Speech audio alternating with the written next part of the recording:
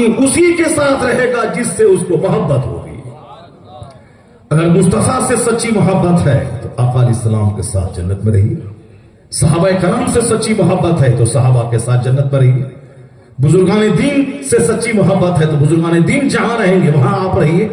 اس لیے یہ محبت کے تقاضے ہیں، جب وہ زندہ رہیں ان کا ہاتھ چومنے ان کے پاس جائیں، اور جب وہ انتقال کر جائیں تو گاہے بگاہے ان کی قبر پہ حاضری دینے جائیں، اور پھر سالانہ عرس لگا کے ان کا چرچا کیا جائے، چونکہ جب ان کا چرچا ہوتا ہے تو سینے کا گھمنڈ دور ہوتا ہے اور تقویٰ کی بہار پیدا ہونے لگتی ہے۔ اس لیے ہے یہ قبروں کی حاضری۔ ایسا نہیں کہ وہاں جا کے دھاگا باندھ، وہاں جا کے تالا باندھ، وہاں جا کے مشرکوں اور کافروں کی طرح اس کو میلہ لگا دیں۔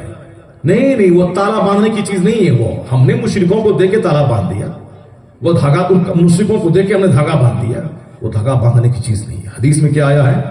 تم تو نہیتکم عن زیارت القبور، حضور فرماتے ہیں علیہ السلام کہ میں نے تجھ کو قبروں کی زیارت سے روکا تھا پہلے کہ قبر پہ مت جانا، لیکن آقا فرماتے ہیں اب میں تم سے کہتا ہوں کہ فزورھا، قبروں کی زیارت کیا کرو۔ اب فرماتے ہیں کہ اب میں تم سے کہتا ہوں کہ زیارت کیا کرو۔ کیوں زیارت کیا کرو؟ آگے حضور فرماتے ہیں فَإِنَّهَا تُزَهِّدُ فِي الدُّنْيَا وَتُذَكِّرُ الْآخِرَةَ۔ آقا فرماتے ہیں قبروں کی حاضری سے آخرت یاد آئے گی اور دنیا کی چاہت گھٹے گی۔ یہ دیکھیے سرکار نے کیا کہا اور ہم نے کیا سلوک کیا ان درگاہوں کے ساتھ، ہم نے ان درگاہوں کے ساتھ کیا سلوک کیا، اور حضور نے کیا کہا تھا۔ ہم نے مشرکوں کے ماحول میں رہتے رہتے ہم نے دھاگا اور تاگا کا کلچر سیکھ لیا، ان کے ماحول میں رہتے رہتے ہم نے قبر کا طواف سیکھ لیا، ان کے ماحول میں رہتے رہتے ہم نے قبر کو سجدہ کرنا سیکھ لیا۔ قبر کو سجدہ کرنا حرام ہے، مگر یہاں نقاب پوش خواتین قبر کا طواف کر رہی ہے۔ ابھی میں کل گیا تھا، ہمارے صدر صاحب اور رہبر بھائی لوگوں کی مہربانی، رفیق صاحب کی مہربانی، 6 گھنٹے بائی کار گیا، 6 گھنٹے بائی کار آیا، جبکہ لگاتار کنٹینیو تقریریں ہیں، 30 دن میں 35 تقریریں ہیں۔ کل آرام کا دن تھا تو آرام کر لیے ہوتے، لیکن ایک اللہ کے ولی کے آستانے کی حاضری کی بہت دن سے تمنا تھی، اس لیے میں نے آرام کو تیاگ کے 12 گھنٹے کار میں بیٹھ کر کے کہاں گیا؟ رحمت آباد۔ ڈیلی مصروف ہیں، ابھی سے لے کے 28 نومبر تک سانس لینے کی جگہ نہیں ہے، روزانہ 10 فون آتے ہیں جلسے کے، جبکہ 28 تاریخ تک فل ہے، ایک 7 تاریخ سے رمضان شروع ہے۔ آرام کی سخت ضرورت ہے، لیکن میں نے اس کے باوجود میں گیا، حالانکہ وائف نے کہا کہ آپ کو جانا نہیں تھا، جبکہ لگاتار جلسے ہیں رمضان تک، پھر آپ آرام کیے ہوتے، ایک دن گیپ تھا تو آرام کیے ہوتے۔ میں نے کہا نہیں، 2 سال سے تمنا تھی حاضری دینے کی، بڑا اچھا موقع آیا، اور پھر ہمارے دوست تیار ہو گئے، ہم چلے گئے صرف دیکھنے کے لیے کہ رحمت آباد میں وہ فقیر کا فیض کس قدر برس رہا ہے۔ دور دراز سے لوگ آتے ہیں، سرکار تاج الشریعہ کے داماد وہاں آئے، کینسر سے پیڑت، نہ جانے کیسے کیسے لوگ وہاں جاتے ہیں۔ میں نے وہاں دیکھا اس درگاہ میں جو بہت بڑے بزرگ، متقی، پرہیزگار، سفر میں حضر میں نماز پڑھنے والے، نماز نہیں چھوڑنے والے، اوراد و وظائف، میں نے ان کی پوری بائیوگرافی پڑھی، اس کی بہت زبردست بزرگ ہے، اور ان کی قبر پہ میں نے دیکھا یہ ہماری نقاب پوش خواتین طواف کر رہی ہیں، نقاب پوش خواتین طواف کر رہی ہیں، اور صاحب ہاتھ جوڑ کے کھڑی ہیں، مردوں کے بیچ میں گھسی ہوئی ہیں، اگرچہ وہاں اجمیر کی طرح اندر میں نہیں گھس رہی تھی عورتیں، مگر باہر کا جو حصہ تھا اس میں طواف کر رہی تھی، کہیں نہیں چھوڑتی ہے۔ جبکہ ان عورتوں کو میں بارہا کہتا ہوں، صرف ایک جملہ میرا سن لینا، 5 وقت کی نماز تو فرض ہے، مگر جمعہ کی نماز بڑی نماز ہے، جمعہ کی نماز بہت بڑی نماز ہے، بڑی نماز۔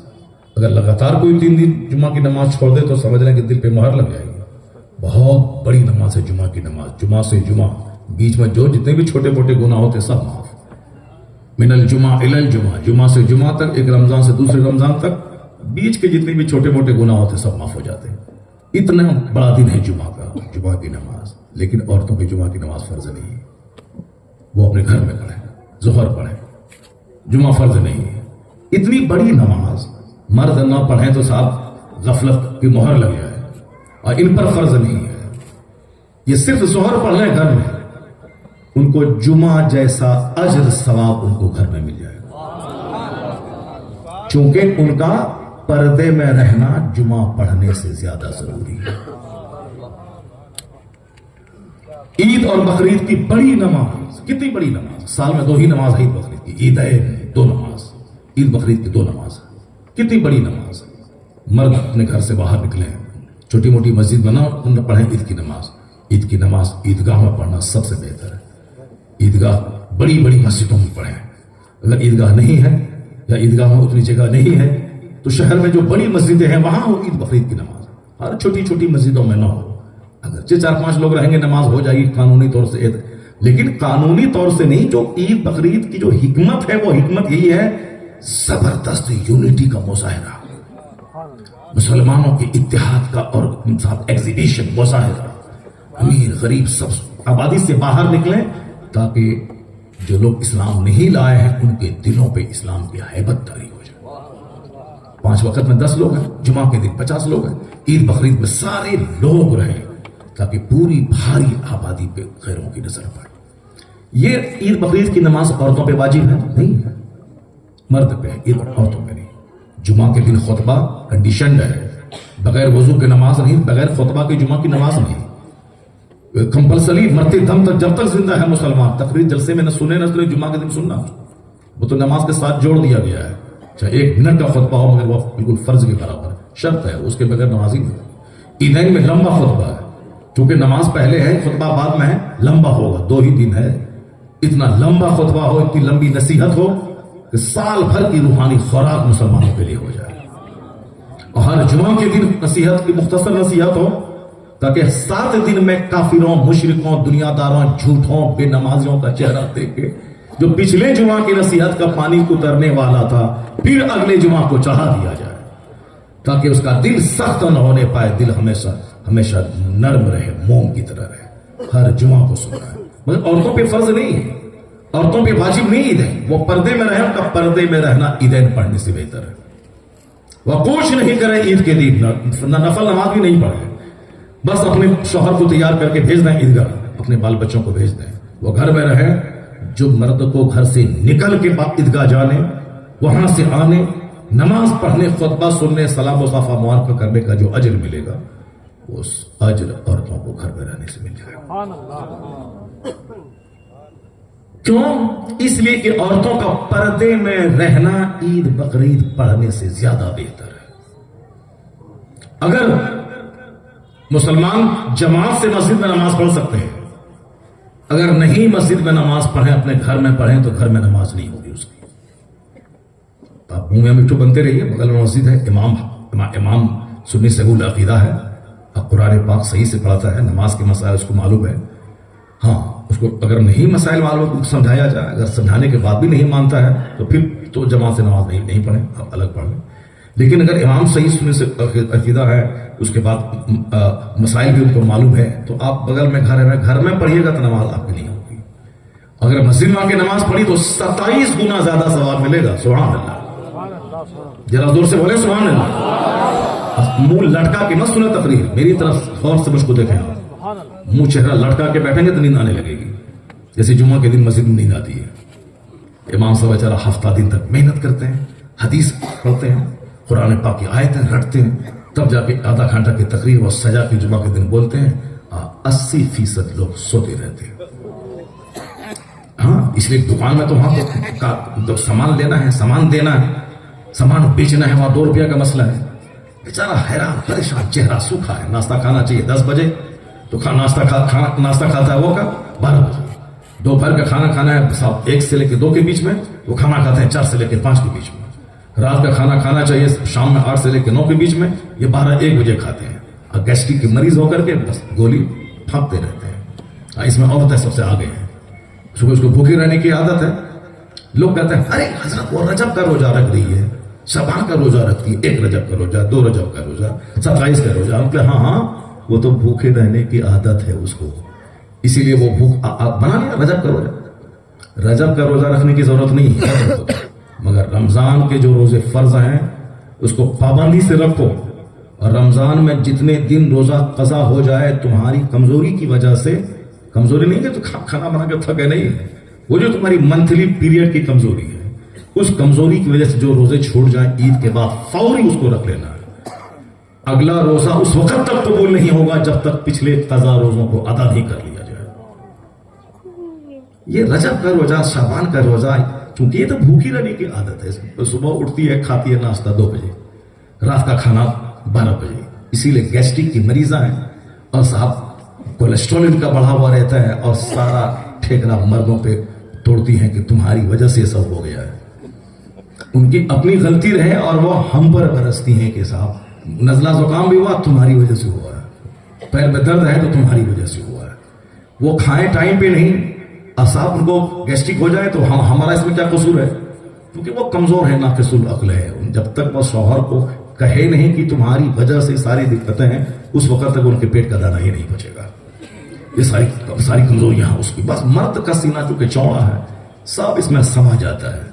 इसमें सब कुछ उनकी जीद, उनका ज्यादा बोलना, उनका सब कुछ करना, नाशुक्री, सब इस सीने में समा जाता है। तब घर आबाद है, घर चलता रहता है।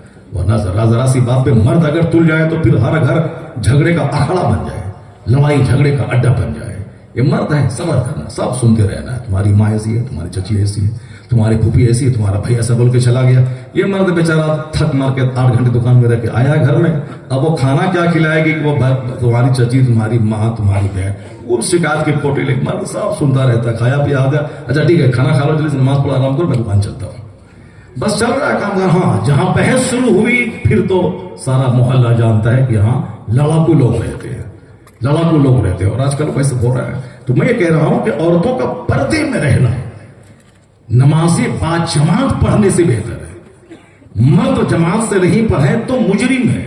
ऐसा नहीं कि ऑप्शनल है, गए तो ठीक है, नहीं गए तो ठीक है, नहीं, जमात से नमाज पढ़ना वाजिब है। वाजिब का तर्क करने वाला फासिक मरदूद शहादा है। आदतन उसकी कोई गवाही कबूल नहीं की जाएगी, न चांद के बारे में, न निकाह के, और कोई गवाही कबूल नहीं की जाएगी, क्योंकि जमात से नमाज पढ़ना वाजिब है। और वाजिब का आदतन छोड़ना ये आदमी को फासिक और मरदूद शहादा बना देता है, कहीं का नहीं छोड़ता उसको। तो 27 और अजर कितना है, एक नमाज पढ़े 27 गुना ज्यादा सवाब मिल जाए।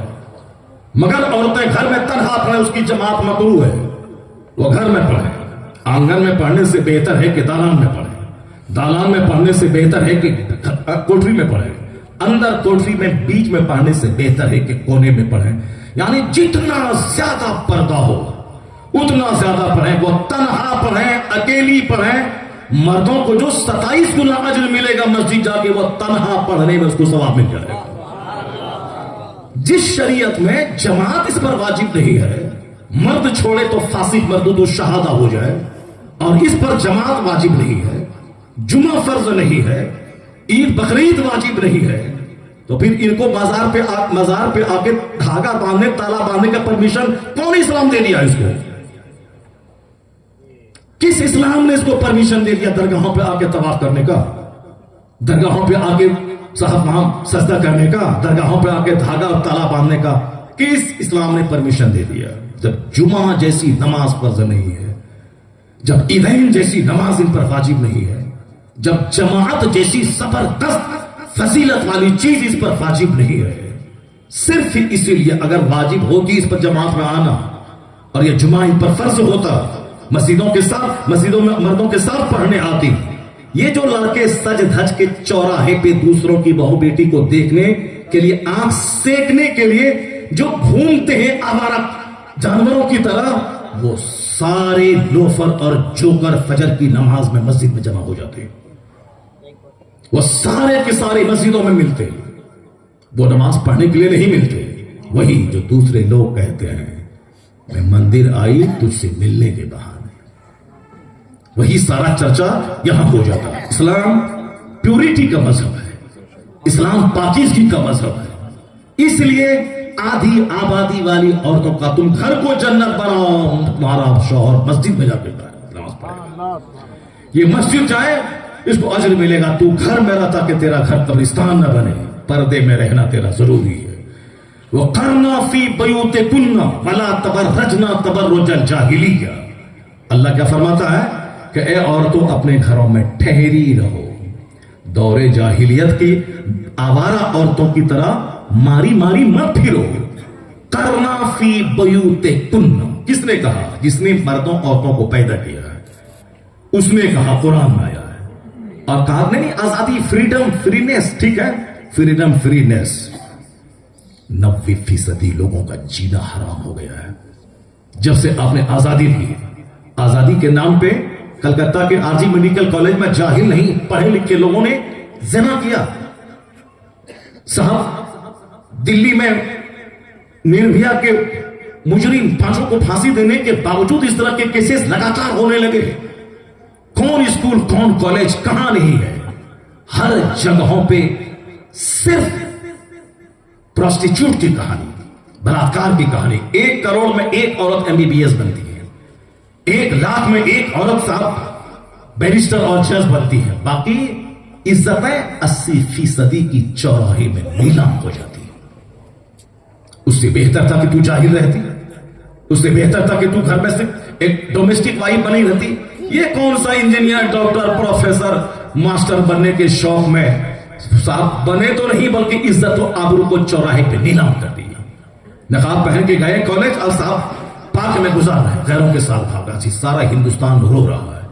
ابھی کرنٹ تازہ جھارکھنڈ میں ایک کیس ہوا، ایک نماز پڑھنے والی لڑکی کوئی ایک سنگھ جی کے ساتھ بھاگ گئی، صرف موبائل چلانے کی وجہ سے، صرف موبائل۔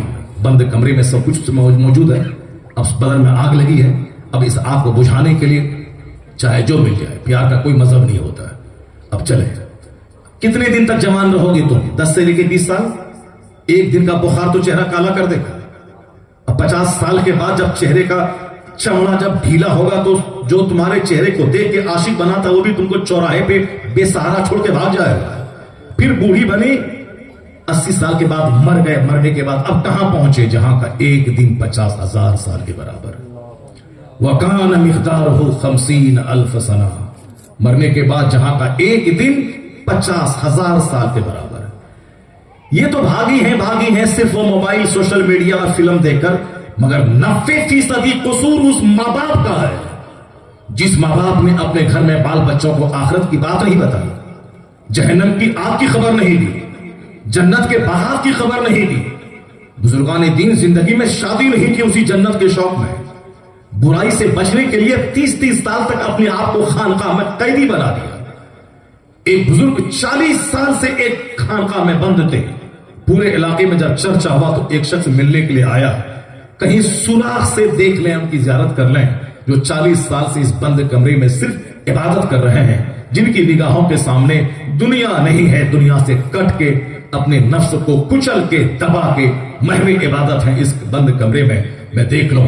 بس صرف دن بھر میں ایک روٹی ان کا کوئی مرید لا کے دیتا تھا، وہی کھائے، پانی پیا، اس کے بعد اس محو عبادت ہے۔ جب ایک بزرگ ملنے کے لیے ان سے آئے، کہا حضور میں آپ کا چہرہ دیکھنا چاہتا ہوں، کتنے مہان ہیں آپ کے، 40 سال سے آپ عبادت میں ہیں۔ کہا میں مہان وہان کچھ نہیں ہوں، ہمارے پاس ایک کتا ہے جو کتا کاٹنے والا ہے، ہم اس کتے کی حفاظت 40 سال سے کر رہے ہیں، بس اس کے علاوہ اور کوئی کام نہیں کر رہے ہیں۔ وہ کتا کو ذرا سا بے لگام چھوڑتے ہیں، وہ دوسروں کو ڈنک مارنے لگتا ہے، دوسروں کو کاٹنے لگتا ہے، میں اس کی حفاظت 40 سال سے کر رہا ہوں، میں بڑا کچھ نہیں ہوں، ایک کتا میرے پاس ہے، اس کتے کی حفاظت کر رہا ہوں۔ وہ کتا کیا ہے؟ یہ نفس، یہ نفس جو کسی خوبصورت عورتوں کو دیکھ لیں، بار بار دیکھ لیں۔ اسلام نے کہا تھا کہ موٹی چادر اوڑھ لیں تاکہ دوسروں کی نظر تمہاری پیٹھ، تمہارے سینے، تمہارے چہرے پہ نہ پڑے۔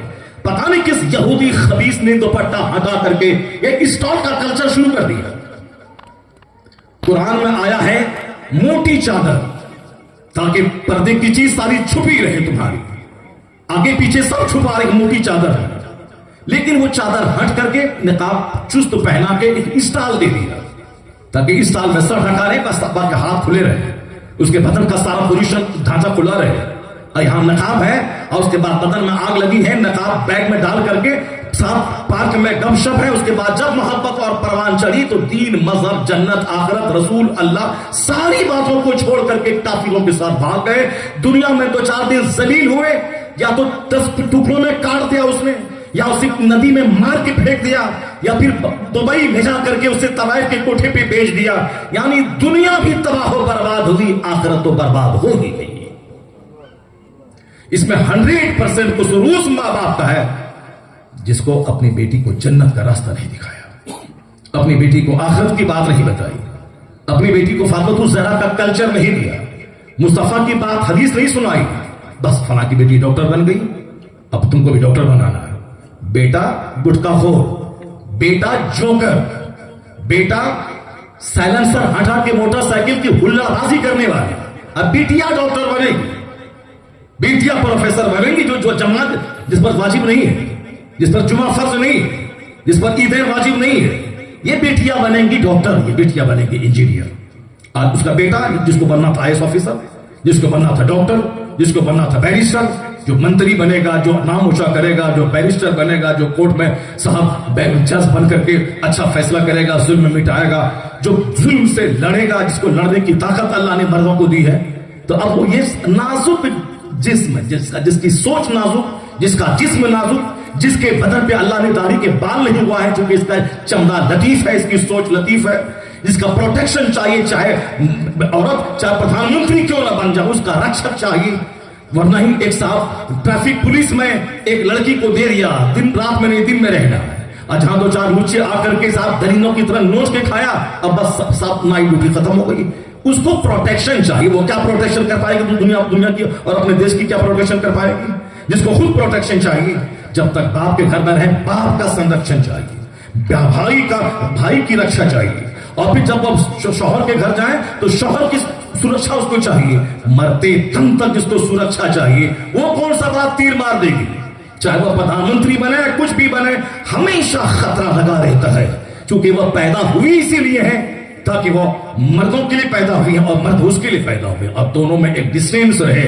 ورنہ لیگل وے میں دونوں آپس میں ایک دوسرے سے ملے نکاح کے ذریعے, تاکہ دنیا میں آدمی کا سلسلہ بحال ہے توالد و تناسل کا. ورنہ اگر نفس بے لگام ہوا وہی کچھ ہوگا. ماں باپ روتے رہے تھانے میں بیٹھ کر کے, بیٹیاں دوسروں کے ساتھ بھاگ گئی. بریلی شہر میں ایک صاحب پڑھنے والی کالج کی دوسروں کے ساتھ غیر مسلم کے ساتھ بھاگ گئی. ابھی ایک پڑھی لکھی صاحب خاتون, وہ دوسروں کے ساتھ بھاگ گئی. بنگلور میں ایک DM ڈسٹرکٹ مجسٹریٹ عورت, ان کا شوہر بھی ڈسٹرکٹ مجسٹریٹ ہے. اب دونوں مزے سے رہتے. ہاں اگر ڈسٹرکٹ مجسٹریٹ کی شادی کسی چپراسی سے ہو گئی ہوتی, کسی ماسٹر سے ہو گئی ہوتی, میں DM ہوں وہ ماسٹر ہے, نہیں چلے گا, ہم کو طلاق چاہیے. نہیں, بلکہ یہ بھی DM ہے, وہ بھی DM ہے, مگر جس دائرے میں میں تھا وہاں پٹیشن اس کا آ گیا کہ ہمیں اسے طلاق چاہیے. کیوں طلاق چاہیے؟ ہو سکتا ہے کسی ڈرائیور کو دل دے دیا ہوگا, ہو سکتا ہے کسی ہاکر کو دل دے دیا ہوگا, ہو سکتا ہے اس کے آفس میں کام کرنے والے کسی چپراسی سے دل لگ گیا ہوگا. اسی لیے اسلام کہتا ہے وَقَرْنَا فِي بُيُوتِكُنَّ وَلَا تَبَرَّجْنَا تَبَرُّجَ الْجَاهِلِيَّةِ. اے عورتوں اپنے گھروں میں ٹھہری رہو, آوارہ زمانے کی عورتوں کی طرف بے پردہ مت ماری پھرو. جب سے لوگوں نے آزادی کے نام پہ ان کو گھر سے باہر نکالا, اسکول زنا سے بھر گیا, کالج زنا سے بھر گیا, کوچنگ سینٹر زنا سے بھر گیا, عورتوں کا گینگ ریپ کرنا پھر قتل کر دینا, یہ ہر اخبار کی خبریں بن گئی.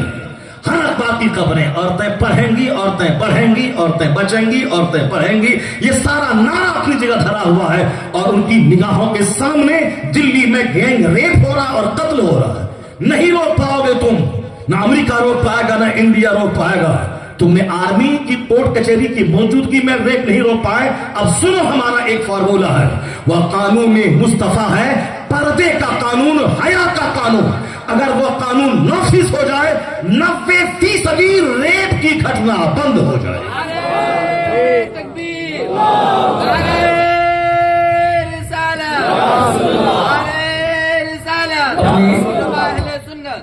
جمعہ پر فرض نہیں ہے, عیدین واجب نہیں ہے. درگاہ پہ آ کر کے صاحب وہ لوبان جلا رہی ہیں, درگاہ کا طواف کر رہی ہیں, درگاہ پہ آ کے صاحب سجدہ کر رہی ہیں, مسلم صاحب وہاں سر کے بال جھما رہی ہیں.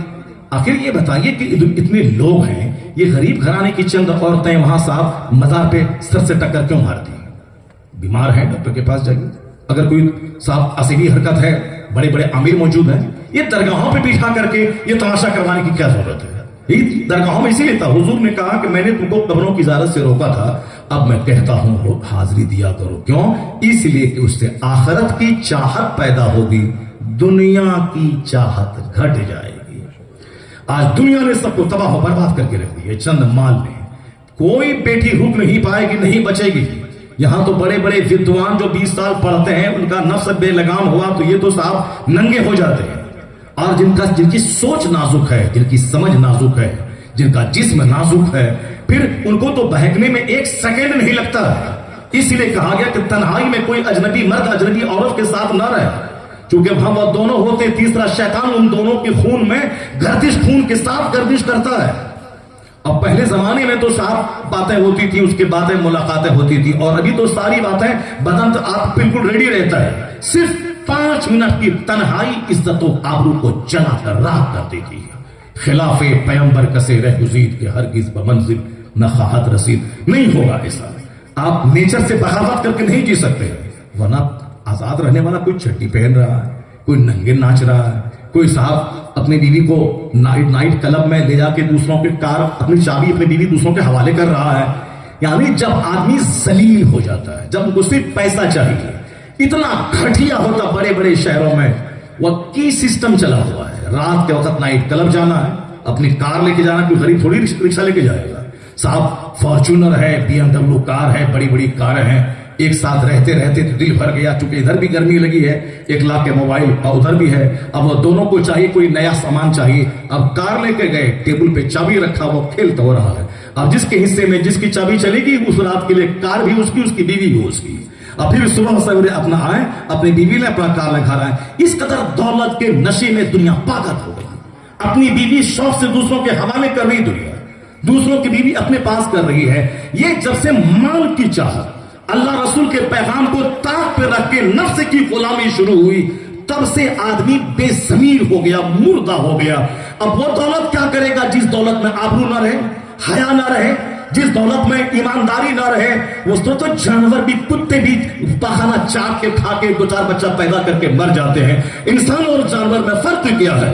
फर्क यही है कि इंसान के पास अक्ल है, जानवर के पास अक्ल नहीं है। वरना खाने में वो हमसे ज्यादा है, कब सोने में हमसे ज्यादा है, बच्चा पैदा करने में हमसे ज्यादा है। हम तो 10 साल में 2 बच्चे पैदा करते हैं, ये जानवर तो 1 साल में 10 बच्चे पैदा करते हैं।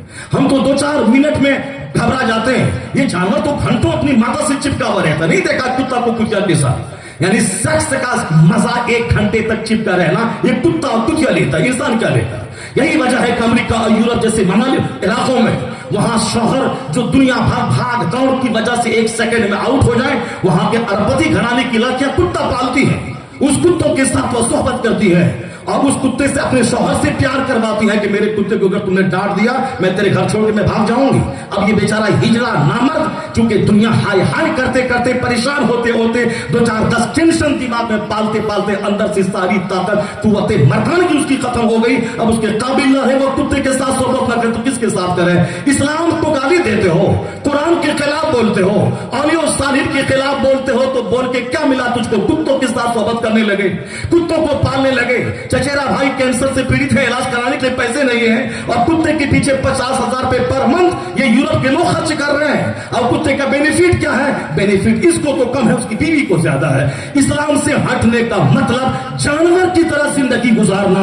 इसलिए हुजूर ने कहा था कि मैं तुम्हारे दरमियान 2 चीजें छोड़ के जा रहा हूं, एक प्रैक्टिकल कुरान है और एक जो अहले बैत ने कुरान, एक थ्योरी है कुरान की और एक प्रैक्टिकल अहले बैत की है। जो उस थ्योरी पे अमल किया, ये कुरान सीने से लगाए रखना, अहले बैत के किरदार को सीने से लगाए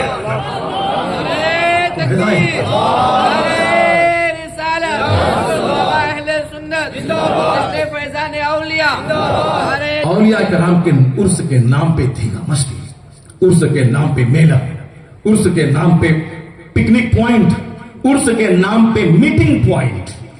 अब चूंकि मस्जिद में तो आ नहीं सकते, अब फोन से बात हुई कि दरगाह में उर्स है, आ जाना। अब साहब आ गई और अब वो भी आ गए।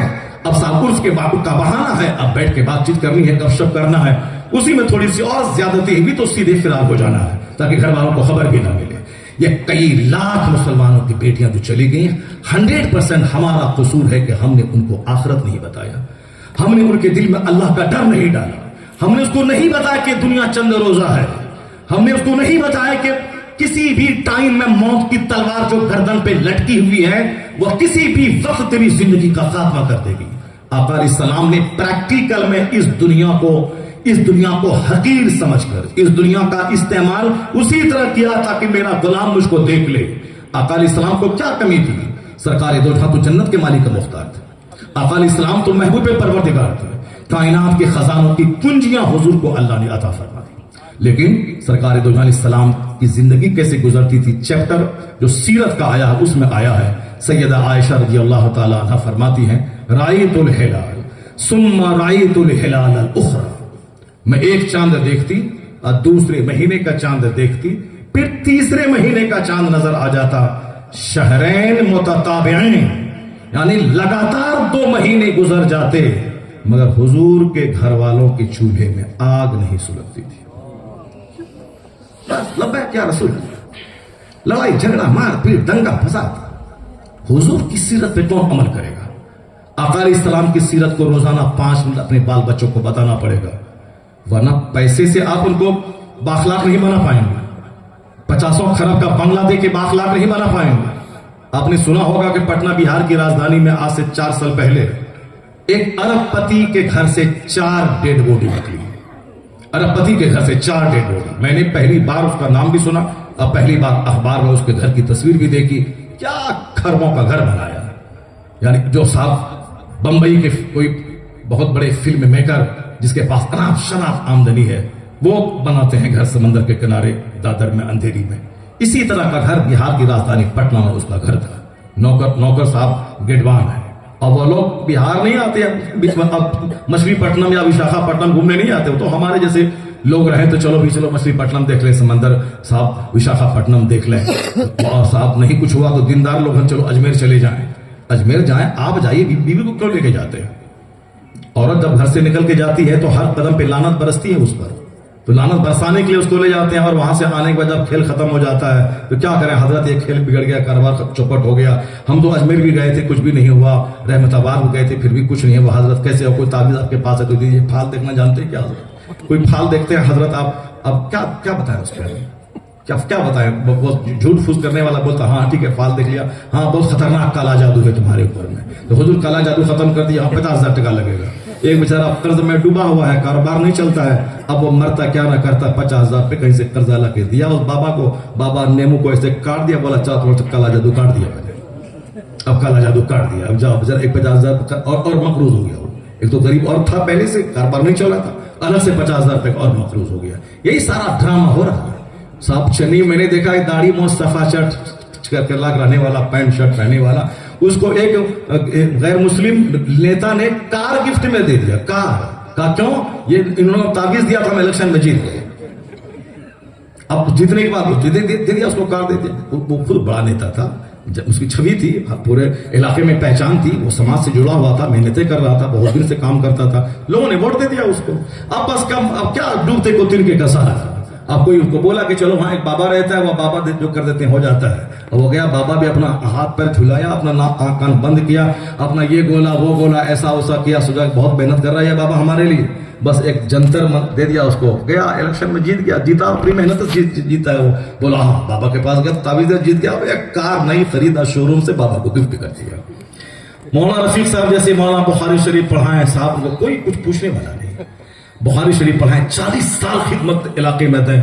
چلو 40 سال ہو گئے، 25 سال ہو گئے، سلور جوبلی میں اس کو ایک ذرا گفٹ دے دیں، 1,11,000 روپے کا تحفہ دے دیں، اچھا جوڑا دے دیں. آپ تو سال بھر میں 10 امام بدلتے ہیں اور آپ 40 سال سے ہیں، کوئی پوچھنے والا نہیں. اور وہاں ایک تعویذ کے بدلے میں ایک کار گفٹ کر دیا.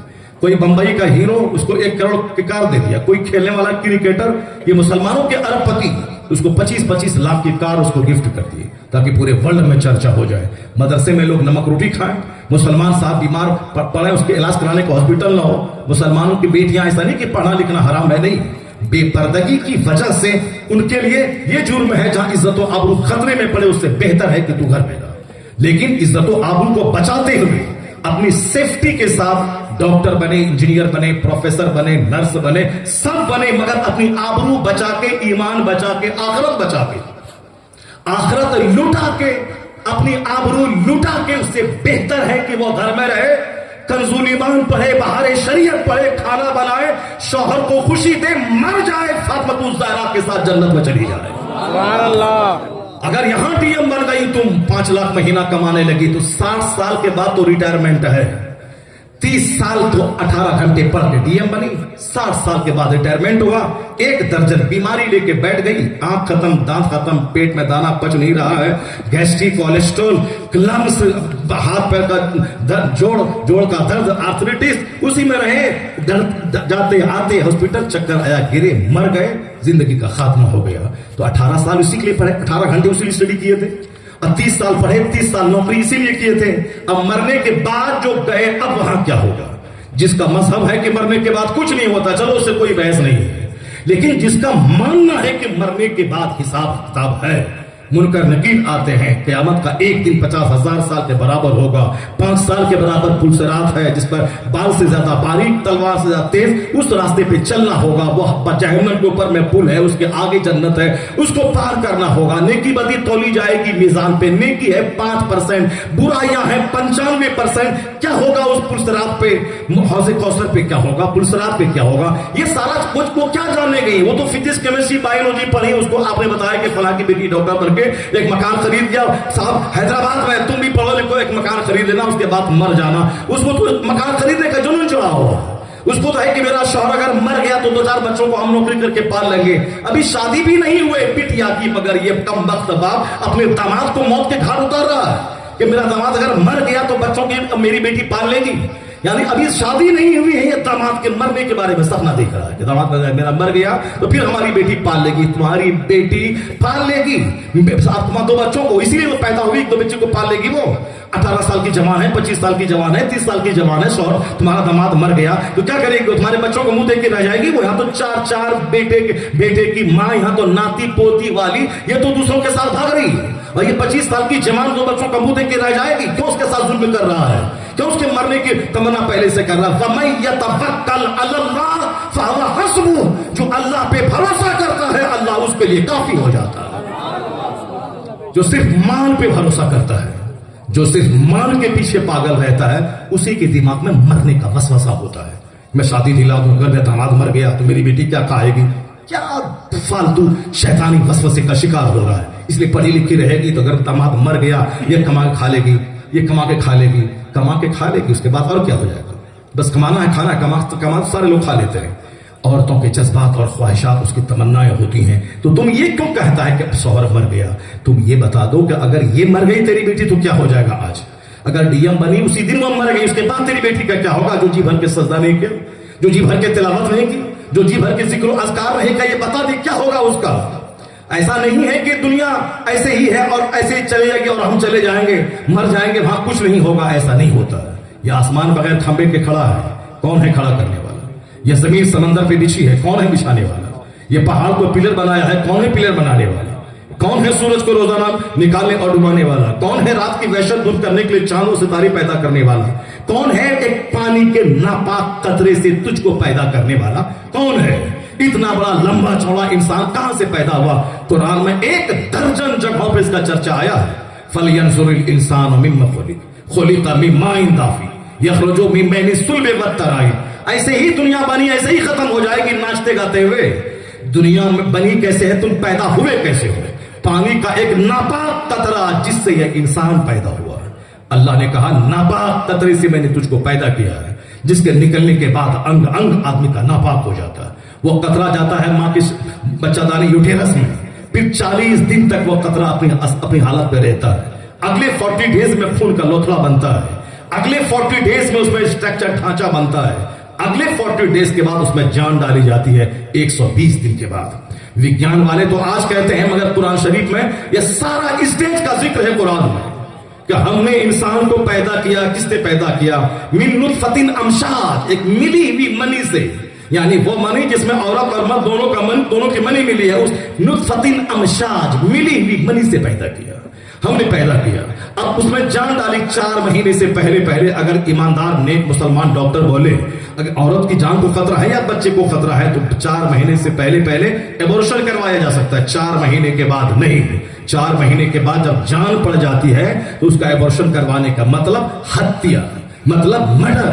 قتل، ایک باپ مर्डरर ٹھہرے گا اپنے بچے کا اگر اس نے 120 دن کے بعد اگر کسی طرح سے کوئی انجیکشن دلوا کے اس قاطع حمل کروا لیا تو ماں بھی قاتل ٹھہرے گی اگر وہ حمل گرا لیتی، اور باپ بھی قاتل ٹھہرے گا، مرڈر کا جرم اس پر عائد ہوگا کہ تم نے جس میں جان پڑ گئی اس کو کیوں قتل کیا۔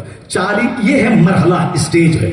اللہ فرماتا ہے کہ ہم نے انسان کو اس طرح پیدا کیا، پہلے لتھڑا، پھر مدغہ، پھر کسونا العظام لحما، پھر ہم نے اس پر ہڈی پر میں نے گوشت چڑھایا، ثم انشأناه خلقا آخر، پھر ہم نے ایک الگ مخلوق ہم نے بنا کے پیدا کر دیا۔ فتبارک اللہ احسن الخالقین، بڑی برکت والا ہے وہ اللہ جو سب سے بہتر پیدا کرنے والا۔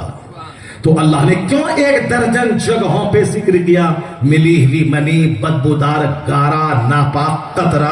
کیوں کہا؟ اس لیے تاکہ انسان جب دنیا میں پیدا ہو اس کو لگے کہ ہم بڑا، ہمارا مکان بڑا، میری گاڑی بڑی، میرا محل بڑا، میری بیوی خوبصورت، تیری بیوی بدصورت، میرا بیٹا دیم، تیرا بیٹا چپراسی، میں بڑا۔ جب یہ میں بڑا کی خوبی ہو تب یہ اپنی بنیادی ہسٹری پڑھ لے کہ اس کی بنیاد کیسی ہے، اس کی ابتدا کیسی، جس کی ابتدا ایک ناپاک قطرہ ہو جو کئی بار شرمگاہوں سے گزرا ہو اور نکلا ہو، اس کو زیب نہیں دیتا کہ وہ گھمنڈ اور غرور کرے۔ اسی لیے اللہ نے 1 درجن جگہوں پہ پیدائش کا ذکر کیا کہ جب بھی لگے کہ میں بڑا تو اپنی بنیاد کو یاد کر لینا، تیرا سارا غرور مٹ جائے گا، عاجزی خاکساری پیدا ہو جائے گی۔ غرور مٹانے کے لیے اللہ نے 1 درجن جگہوں پہ قرآن شریف میں کہا تیری پیدائش ایک بدبودار گارے سے ہوئی، تمہاری پیدائش ایک ناپاک قطرے سے ہوئی ہے۔ تم اپنی بنیاد کو کبھی بھولنا مت، اپنی اسٹارٹنگ کہانی کو کبھی مت بھولنا۔ شرمگاہوں سے نکلنا، شرمگاہوں سے جانا، پھر وہاں سے نکلنا، جس کی بنیاد اتنی کمزور ہے کہ شرمگاہوں سے کئی بار گزرا ہو، اس کو کیسے اتراتا ہے، کیسے مغرور ہوتا ہے، کیسے خدائی کا دعویٰ کرتا ہے۔ اس لیے قرآن میں جگہ پر جگہ پیدائش کی کہانی بیان کی گئی ہے۔ انسان تو جھگڑالو ہے، تو منی کے قطرے سے پیدا ہوا ہے، اسی لیے تو جھگڑالو ہے۔ اب اپنی پیدائش کو تو بھول گیا اور کہتا ہے کہ مرنے کے بعد کون پیدا کرے گا؟ تو جو اللہ تمہارا پانی کے قطرے سے تیرا ڈھانچہ بنا سکتا ہے، جبکہ تمہارا وجود دنیا میں نہیں تھا، نہ تیری ماں جو کنواری تھی اس کو پتا تھا کہ میرے پیٹ سے کون پیدا ہونے والا ہے، نہ تیرا باپ جو غیر شادی شدہ تھا اس کو پتا نہیں تھا کہ میری بیوی بچہ پیدا کرے گی یا بانجھ ہو جائے گی، تو نہ تیری ماں کو پتا تھا نہ تیرے باپ کو پتا تھا۔ اور ایک ایسا زمانہ حل اتی علی الانسان حین من الدہر لم یکن شیئا مذکورا، ایک زمانہ تمہارا ایسا گزرا کہ تیرا کوئی چرچا دنیا میں نہ تھا، نہ تیری ماں جانتی تھی کہ کون بچہ پیدا ہونے والا ہے، نہ تیرا باپ جانتا تھا، اماں کو پتا تک نہ تھا کہ بچہ پیدا ہوگا یا میں بانجھ رہوں گی، کروڑوں عورتیں ہیں جس کو بچہ ہی نہیں ہے، تو تب تیرا کوئی ذکر نہیں تھا، مگر میں نے تجھ کو پیدا کیا، اب تو فلاں بابو ہو گیا، اب فلاں بیٹا ہو گیا، اب فلاں نام سے پکارا جانے لگا، تو پھر ایک زمانہ اور گزاریں گے تجھ پر، تجھ کو موت دیکھ کر، جب جیسے پیدا ہونے سے پہلے تیرا چرچا نہ تھا تو مرنے کے بعد بھی تیرا چرچا ختم ہو جائے گا دنیا میں، پھر اس کے بعد دوبارہ تجھ کو پیدا کریں گے، جیسے تم کچھ نہیں تھے مگر پانی کے قطرے سے پیدا کیا، ویسے ہی مرنے کے بعد جب تیری ہڈی گل جائے گی اس میں ایک جوہر ہے جو گلتی نہیں ہے، اسی جوہر سے پھر دوبارہ تجھ کو زندہ کریں گے اور پھر تم سے حساب لیں گے کہ تم نے جوانی کیسے گزاری، تم نے رات کیسے گزاری، دن کیسے گزارا، تم سے حساب دیں گے۔ بس انجینئر، پروفیسر، ڈاکٹر، فلسفہ، physics, chemistry, biology, zoology, botany, astrology, astronomy, بس اسی کرنے میں رہ گئے۔ فزکس 2-4 پیسے کمانے کا طریقہ بتاتا ہے، کیمسٹری 2-4 پیسے کمانے کا ڈھنگ بتاتا ہے، بایولوجی 2-4 پیسے کمانے کا ڈھنگ بتاتا ہے، ایسٹرولوجی 2-4 پیسے کمانے کا فارمولا بتاتا ہے، میتھمیٹکس 2-4 روپیہ کمانے کا فارمولا بتاتا ہے، انسان بننے کا فارمولا کون بتاتا ہے؟ بااخلاق بننے، موڈسٹ بننے، نیک بننے، پرہیزگار بننے، اپنے سے دوسروں کو فائدہ پہنچانے، یہ فارمولا کہاں ہے؟ کیمسٹری میں ہے؟ نہیں، یہ سارا انسان بننے کا فارمولا قرآن میں ہے، حدیث میں ہے۔ جو قرآن حدیث پڑھا بھلے ہی دنیا میں پیسہ زیادہ نہ ملے مگر ایمان بچا تو اب خربوں سال کی جنت اس کا ٹھکانہ بن جائے۔ مچھلی پٹنم میں 100 سال پہلے جو تھے یہاں ایک بندہ نہیں ملے گا تم کو۔ 100 سال کا کوئی نکالو کوئی بندہ، اگر کوئی ہوگا بھی تو بس وہ سماج اور گھر سب کے لیے ایک بوجھ ہوگا، اور کوئی ایسا ہوگا بھی نہیں، اگر ہوگا بھی تو بوجھ ہوگا۔ جب یہ فیکٹ ہے تو آج جتنے لوگ ہیں 100 سال کے بعد یہ بھی نہیں رہیں گے، 100 سال کے بعد یہ بھی نہیں رہیں گے، بس 100 سال کے اندر ہی ساری کہانی ہے۔ قرآن شریف نے کھول کھول کی ساری بات بتا دی۔ انہی باتوں پہ عمل کرنے والے کا نام یہ اولیاء و صالحین بزرگان دین ہے۔ ہم نے جہاں ہم نے دھاگا تالا باندھا، ہم نے ان کی قربانی کو نہیں دیکھی کہ نفس کو کس طرح مٹایا، اس نے کس طرح انہوں نے اپنی نگاہوں کی حفاظت کی، کس طرح اپنے پیٹ میں حرام غذا نہیں ڈالنے دیا، کس طرح اپنے بال بچوں کی پرورش کی۔ ان کی نگاہوں میں آقا علیہ السلام کی حیات طیبہ تھی، اس لیے ان کے بال بچے نیک پرہیزگار پیدا ہوئے، چونکہ وہ جانتے تھے کہ دنیا کا سارا سسٹم، ایک سارا کام سسٹم سے چلتا ہے۔ ایسا نہیں کہ دنیا میں ہم لگا دیں آم کا پیڑ وہاں سے لیچی نکل جائے، نہیں، یہ سسٹم دنیا کا، اللہ کا سسٹم ہی ہے۔ جیسی زمین ویسا پھل، ویسا پودا، جیسی زمین ویسی فصل، جیسا درخت ویسا پھل۔ ماں زمین کے مثل ہے اور باپ اس میں بیج ڈالنے والا ہے۔ اگر باپ رہا لچا لفنگا لکھیرا، ان کا بچہ بھی پیدا ہوگا مہا لکھیرا۔ اگر ماں رہی لچی لفنگی 10 مردوں کی گود میں جھولنے والی، 10 مردوں سے 10 بار فون سے بات کرنے والی، اور 2-4 گھنٹے تک موبائل میں آنکھوں کو گناہوں اور گھناؤنے اور ناپاک مناظر کو سیکھنے والی، میوزک سننے والی، 2-4 مردوں سے دل لگانے والی، وہ تو دل لگا لے گی، ان کا بچہ مہا جوکر۔ یہ اگر 10 مردوں سے دل لگائی ہے، ان کی بیٹی 50 مردوں سے دل لگائے گی۔ یہاں ایسا نہیں ہوتا ہے کہ باپ رہے اندر سے گرا ہوا اور بیٹا اس کا صحت مند گاما رستم پہلوان پیدا ہو جائے، اور باپ رہے کردار کے اعتبار سے گرا ہوا اور بیٹا اس کا ولی کامل پیدا ہو جائے۔ نہیں، قدرت کا قانون ہے۔ جب باپ تھا مولا علی، دن بھر جہاد کر رہے تھے اور رات بھر سجدہ کر رہے تھے، اور ماں تھی سیدہ فاطمہ کہ دن بھر فرائض و واجبات پہ عمل، شوہر بچوں کی خدمت، اور رات میں چھٹی پا کے ایک سجدے میں سحر کرنے والی۔ جب ماں ہوئی فاطمہ الزہرا اور باپ ہوئے مولا علی، تب بیٹا ہوا ہسٹری میکر امام حسن اور امام حسین پیدا ہوئے۔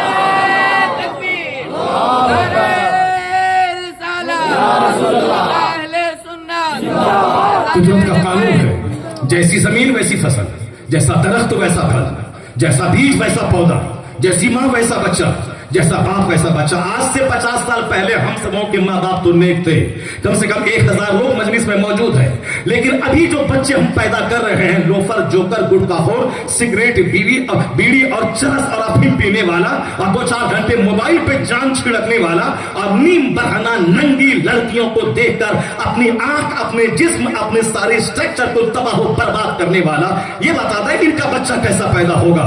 یہی بچہ عالموں کو گالی دے گا، یہی بچہ خانقاہوں کو توڑے گا، یہی بچہ مدرسوں کو بولے گا یہاں تو صاحب بھیک منگے پیدا ہوتے ہیں، یہ خانقاہوں کو توڑے گا، مدرسوں کو توڑے گا، مسجدوں کو صاحب برباد کرے گا، اور پھر وہ آزاد ہو کے بس سیکس فری تہذیب میں رہے گا، جس کے ساتھ چاہے چلے جائیں، جس مذہب کو چاہے قبول کر لیں۔ آنے والا وقت اتنا خطرناک آنے والا ہے، آقا علیہ السلام نے 1400 سال پہلے کہا تھا، ایک وقت ایسا آنے والا ہے، یظہر الزنا، زنا ظاہر ہو جائے گا، یشرب الخمر، شراب پی جائے گی، اس قدر پی جائے گی کہ پانی کی طرح لوگ شراب پیئیں گے، اور زنا اس طرح ظاہر ہوگا جیسے جانور ایک دوسرے سے جوڑا کھاتے ہیں، اسی طرح زنا ہوگا، یہاں تک کہ محفل میں زنا ہوگا، کوئی بولنے والا نہ ہوگا، جس طرح ابھی صاحب ابھی اسکارف پہن کے جائیں، چڈی پہن کے ایئرپورٹ پہ جائیں، کوئی بولنے والا نہیں، جو بولے گا وہی مارا جائے گا، وہی پکڑا جائے گا، اس قدر ضمیر مردہ ہو گیا۔ اسٹیشن پہ میں نماز پڑھتا ہوں مصلی بچھا کے، پولیس والا کے بولتا ہے یہ مسجد نہیں ہے، یہ پلیٹ فارم ہے، اب اسی جگہ ایک جوان لڑکا لڑکی آپس میں کاندھے پہ ہاتھ دے کے چوما چاٹی کر رہا ہے، یہ پولیس والے کی نانی مرے جو اس کو کہے یہ طوائف کا کوٹھا نہیں، یہ پلیٹ فارم ہے، یہ بتائے کتنا ضمیر مر گیا۔ میں سجدہ کروں تو یہ مسجد نہیں پلیٹ فارم ہے، اور وہ زنا کرے تو پھر وہاں نہیں بولنے والا ہے کہ طوائف کا کوٹھا نہیں، یہ پلیٹ فارم ہے۔ جب لوگ اس قدر پروموٹ کریں بے حیائی اور بے شرمی کو، چڈی پہن کے کالج آئے لڑکیاں تو اسکول کا مینیجر نہ بولے کہ کیا کر کے آئی ہے، بلکہ مینیجر گھور گھور کے دیکھ کے آنکھوں کو سیکیں، تاکہ ताकि सारी ख्वाहिशात हम मिटा लिए जाए। अब कोई सर से लेके पांव तक पर्दे में मलबूस होके आई है, ये दरिंदा कहता है कि ये लिबास यहां नहीं चलेगा, ये लिबास यहां नहीं चलेगा, ये स्कूल है, यहाँ एक अजूबा अजूबा लिबास नहीं चलेगा। स्कूल का मेंटेन करना होगा। जब बुराइयों को प्रमोट करने वाला कल्चर हो, वहां शराब से कौन रुकेगा, जिना से कौन रुकेगा, वहां कौन हलाल बच्चा पैदा करेगा। जहां औरतें आजाद, मर्द आजाद हो जाए, निकाह को बोझ समझा जाने लगे और जिनाकारी को आसान बना दिया जाए। निकाह होगा 48 साल में और जिना होगा 9 साल के बाद। निकाह होगा 1 करोड़ रुपए में और जिना होगा 10 रुपए में, तो कौन निकाह करेगा। इसे निकाह आज मुश्किल हो गया, जिना आज आसान हो गया। 10 रुपए में मिठाई के डब्बे में 100 रुपए में जिना साफ हो रहा है और निकाह होगा 1 करोड़ रुपए में। 1 करोड़ की शादी, 2 करोड़ की शादी, जब लॉन बुक करने का पैसा होगा तब होगा निकाह, जब नौकरी वाला मिलेगा तब होगा निकाह। उसके बाद बच्चा कैसा पैदा होगा, जब ये दोनों खंखड़ होंगे। 38 साल का लड़का है, 48 साल का लड़का है, 48 साल की लड़की है, या दोनों पढ़ने में इसके 35-40 साल गुजर गए, फिर रिश्ता तलाश करने में गुजर गए। 45 साल के बाद औरत ऐसे ही बुढ़ापे में कदम रख देती है, मर्द 40 साल के 45 साल के बाद ऐसे ही अधेड़ उम्र में पहुंच जाता है।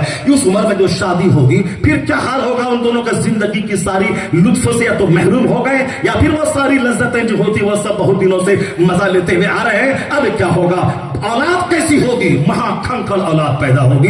ऐसा कोई है कि गेहूं लगा के बासमती चावल निकाल लें, सारा काम कुदरत के कानून के हिसाब से हो रहा है। नहीं देखा तुमने उस खातून को, सर से लेके पांव तक बेचारी इस कदर है कि बाप ने मोहब्बत से कहा मेरी बेटी लोली है, मेरी बेटी लंगड़ी है, मेरी बेटी बहरी है, मेरी बेटी गूंगी है, मेरी बेटी गूंगी है। क्या मतलब, क्या कहा था। बेटी ने हाथ से कोई जुर्म नहीं किया है, पांव गुनाह की तरफ नहीं चले हैं, पेट में हराम गजा नहीं गई है, आंख में कोई गुनाह नहीं हुआ है, कान में कोई गुनाह की आवाज नहीं गई है। इसलिए उन्होंने प्यार से कहा मेरी बेटी लूली लंगड़ी अपाहिज गूंगी है। अब साहब सामने वाला लड़का कितना लाजवाब है, दिन भर जिहाद है, रात भर सजदा है, इत्तेफाक से कभी बहता हुआ फल भूख की हालत में खा लिया जो हराम भी नहीं था, तकवा के खिलाफ था, एहतियात के तौर पर तकवा के खिलाफ था। अब अल्लाह का डर इतना कि अगर क़यामत में रब ने पूछ लिया कि तुमने बगैर फल के मालिक के पूछे तुमने खा कैसे लिया, तो क्या जवाब दूंगा। यहां सर से लेके पांव तक रोजाना करोड़ों गुनाह करने वाला, 1 मिनट के लिए भी ख्याल नहीं आता है कि मेरा रब अगर पूछ लिया कि तूने पेट में कौन सी गजा डाली, तुमने जवानी कैसे गुजारी, तुमने माल कहां से कमाया, तुमने माल कहां खर्चा किया, तो फिर मेरा जवाब क्या होगा। नहीं, यहां क्या बोलते, चलो जो होगा सो अल्लाह माफ कर देगा। तो अल्लाह माफ करने वाला है, तो अल्लाह माफ करने वाला है, अल्लाह रोजी देने वाला भी तो है। अल्लाह रोजी देने वाला है, सबको रोजी देता है। अल्लाह माफ करने वाला है, सबको माफ करेगा। जब अल्लाह रोजी देने वाला है तो क्यों 18 साल पढ़े, क्यों 18 साल से नौकरी कर रहा है। जब अल्लाह रोजी देने वाला है क्यों 16 घंटे दुकान में बैठ करके है। जब अल्लाह रोजी देने वाला है तो क्यों कड़ाके की सर्दी में खेत में हल चला के फसलें पैदा करता है। यहां ये बुद्धू बड़ा अक्लमंद बन जाता है। हाँ, अल्लाह रोजी देने वाला है, मगर दुकान में तो बैठना होगा, खेत में तो हल चलाना होगा, पढ़ाई लिखाई तो करनी होगी, कंपटीशन तो फेस करना होगा, नौकरी तो लड़के लेनी होगी, फिर नौकरी लेने के बाद रोजाना 5 घंटे ड्यूटी स्कूल में जाके तो करना पड़ेगा। रोजी देता है अल्लाह, मगर मुझको मेहनत करनी पड़ेगी। वाह साहब, दुनिया की 2 टुकड़े और रोटी के लिए तो साहब मेहनत करनी होगी, जाना होगा दुकान, खेत खलियान। और क़यामत के दिन बख्शिश के लिए खरबों महासंख्यों साल रहना है, वहां तो मौत को ज़बह कर दी जाएगी, सदा रहना है। दुनिया में तो कैंसर हुआ, सारा बदन गल गया, अचानक मौत आई, मर गया, बदन ठंडा हो गया, मगर मरने के बाद तो वहां मौत ही नहीं है, मौत को ही ज़बह कर दिया जाएगा। आग है तो सदा आग में जलते रहे, बाग है तो सदा बाग में आराम करते रहे, उसके बारे में कोई फिक्र नहीं है कि वहां कैसे मिलेगा।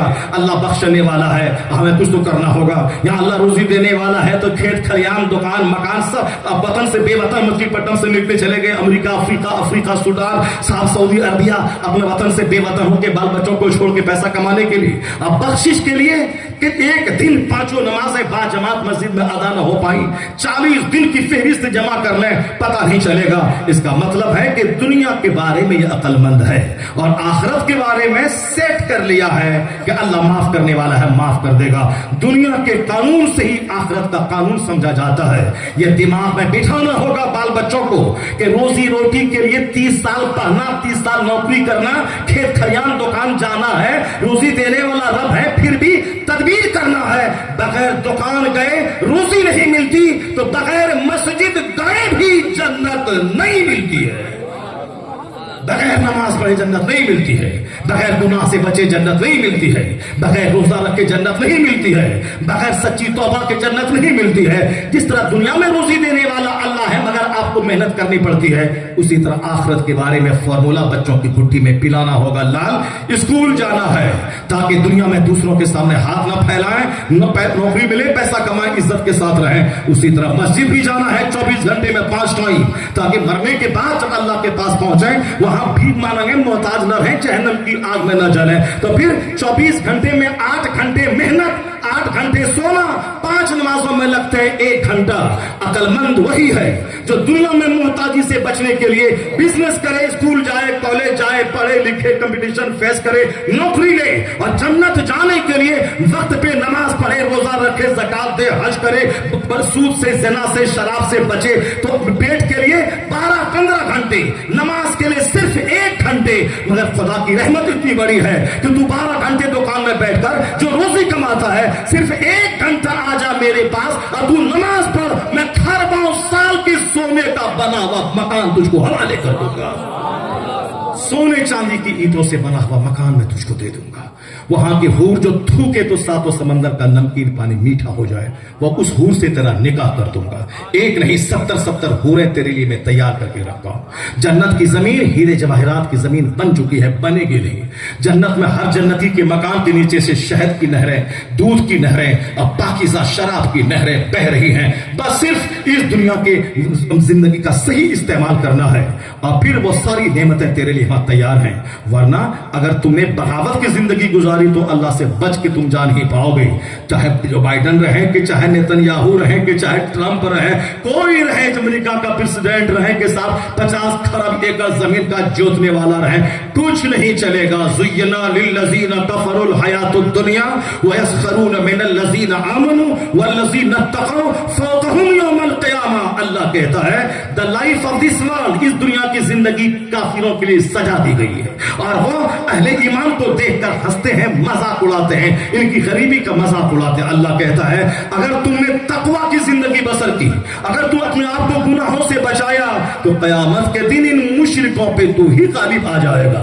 सोने का तख्त, रेशम का कपड़ा और गांव तक या मसनद नशी बनाकर हीरे जवाहिरात से जड़ा हुआ खेमा दिया जाएगा और सामने से ये सारे अरबपति खरबपति खरबों में अरबों में महासौकों में खेलने वाले मुंह के बल घसीट कर आग की जंजीर, आग का तोड़ा जब उसको उनके सामने से गुजारा जाएगा, तब ये बंदा बोलेगा मालिक तेरा एहसान, करोड़ों एहसान, तूने दुनिया में गरीबी दी, किराए का घर दिया, तूने मोहताजी की कोई शिकवा नहीं, तेरा एहसान है कि आखिरत की रुसवाई से तूने मुझको बचा लिया। वहां ये राज खुलेगा, बल आखिरतु इंद रब्बिका लिल मुत्तकीन।